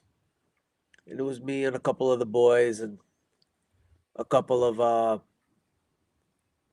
Christian girls that used to be Muslim that converted, that also get on the panels with us and they debate Muslims and whatnot. So she's asking questions and we're answering her questions. The Muslims are absolutely panicking in the comments. Absolute panic mode. They're like, sister, check your DMs, check your DMs. They're all messaging her, including Malik. Malik is in his live telling his fans to come to our live and tell her to leave so she could come to his live. Absolute panic mode, dude. She finally goes to his live and he's sitting there trying to convince her. And then she goes to him, can you bring a Christian up here so they can, so I can get both perspectives? Dude, they were having a meltdown. Absolutely. Oh my gosh. By the way, this girl, this close. She's this close. Almost there. Good. Sister Good. Rock, I hope we're waiting for you. I hope she comes to know Jesus Christ as Lord and Savior and has a full life in Jesus Christ and enters in as a fellow believer into heaven one day with me. That would be awesome. That's what we want. We want every Muslim to have eternal life, to have eternal freedom. We don't want what the Muslims are getting served, which is nothing but slavery, which is literally, that's all you are, is you're a slave of Allah. We want you to be free children of God. Especially the women. Especially the women. Holy cow. No one is as abused as the believing women. And that's coming from Aisha. Yeah. The mother of the faithful. So yeah, that's a bit of an issue. Yeah, she was asking about the concept of, going to heaven or going to hell or whatnot. And how they always tell her, fear Allah, my sister, fear Allah. And we're explaining to her, like, look, in Christianity, when we sin, it's more so of a guilty feeling. We know God took on flesh, came down to earth, allowed filthy humans to beat upon him and nail him to a cross for our sins, for our sake. And so when we're sinning, it's more so a feeling of guilt. It's not like a feeling like in Islam. It's like you have to be scared of God. Fear Allah, or He's gonna send you to hell. He's gonna torture you. Nope. In Christianity, it's more like we know the sacrifice He made for us, and so we feel really crappy sinning. We feel really bad about it. And I was telling her, like, look, sister, in Christianity, you're not some random slave. He's not demanding of you to be scared of Him. You are the daughter of the Almighty King of the universe. He loves you. He loves you. And so that's how we look at it. It's a complete bizarre concept for them, dude. It's like their mind opens up to a completely new world. It's unheard of. And it's just amazing when you finally see it clicking. It's amazing. It's amazing. Absolutely. So, as always, I will be back. I've actually got a couple of live streams already scheduled. There will be one on Saturday, which is talking about why Jesus absolutely crushes Islam. The very concept of Jesus. I mean, Jesus doesn't even have to do anything. The very fact that He exists destroys Islam. And we will be diving into that this Saturday. Sunday, I will be back with another brother of ours to give his perspective on this whole garbage. He's been one at the forefront. So we will be having him on as well. That is JP Uncut. And So right the now, same JP that was caught up in this debacle of yes, that JP? Okay. Yep. I'll have him on. We've met over in Boston. We did a couple of live streams over in Boston. Met up. I like the guy. He seems to be pretty solid. So we'll have him just come on and give his perspective on what the heck happened. Cool. Which I'm hoping he just tells us what, from his perspective, why this whole thing blew up. What's the inside knowledge on this? Why is this a thing? Yeah. Because I think this is stupid. And the only reason I even stepped in on this, because I would just stayed out of it, is because they started doxing. As soon as you start doxing, I have a problem with it. And I will step in at that point. So until that point, I mean, I try to stay out of this sort of stuff if it's not on in my mission field, I guess would be the best way of saying it. So that being said, we do have the upcoming Seek and Share Truth conference in Ohio. That promo will be playing as soon as we're done talking here. But before I turn that on over, yep, it was JP they doxed. So, yeah. The other bros doxed JP. Hey, sis. Good to see you. So we'll be talking more about that and getting down to what's going on Saturday. But like I said, promo's going to be playing. Then we've got a raid we're going to be doing. We're going to be going over to His Humble Servant. So we'll make sure to go over to that brother there that had the opportunity to meet him when he came out to Seek and Share Truth conference. If you're over on X, you're not going to get redirected. But if you go to His Humble Servant 3239 on YouTube, you can see his video there. That's where I'm going to redirect everyone for the raid as soon as we're done. But before we do that, Berlin, what's coming up? What can people expect from you? Well, growing this YouTube channel. I just started posting on YouTube. Gonna get my StreamYard situation together, so when I'm live on TikTok, I can also simultaneously be live on YouTube. So I look forward to seeing some of you guys more often, and that's really about it. Other than that, I usually do what I do over on TikTok, so you guys feel free, come through. Berlin Bull, same name. Defender of the faith. That's what we do. We focus on Islam for the most part. But You know, at the end of the day, it's about spreading the gospel. We don't do it for our glory.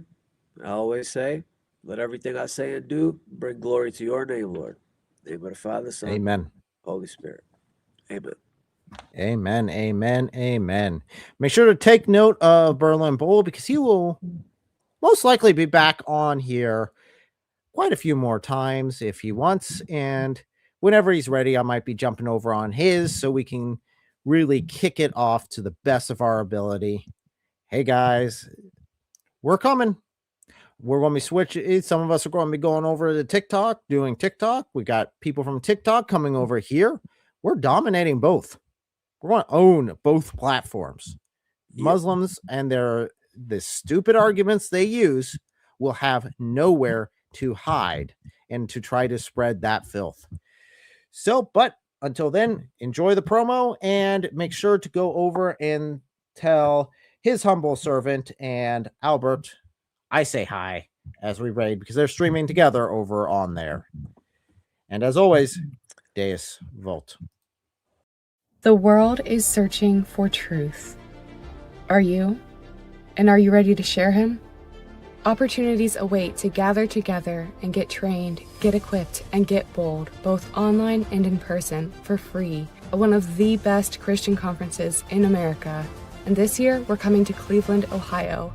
Yet another city full of people who need Jesus. We all do. The truth, Jesus the Christ said, "The harvest is plentiful, but the laborers are few. Therefore, pray earnestly to the Lord of the harvest to send out laborers into his harvest."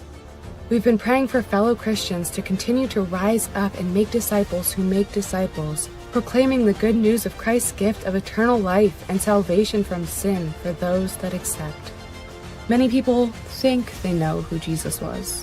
Some say he was just a fictional character. Some say he was just a good moral teacher. Some say he was just a prophet. But he says he is the Lord. Do you believe him? Will you help others to believe him as well? This summer, let's seek and share truth together better than ever before. Join us for conference sessions on theology, philosophy, apologetics, polemics, and evangelism.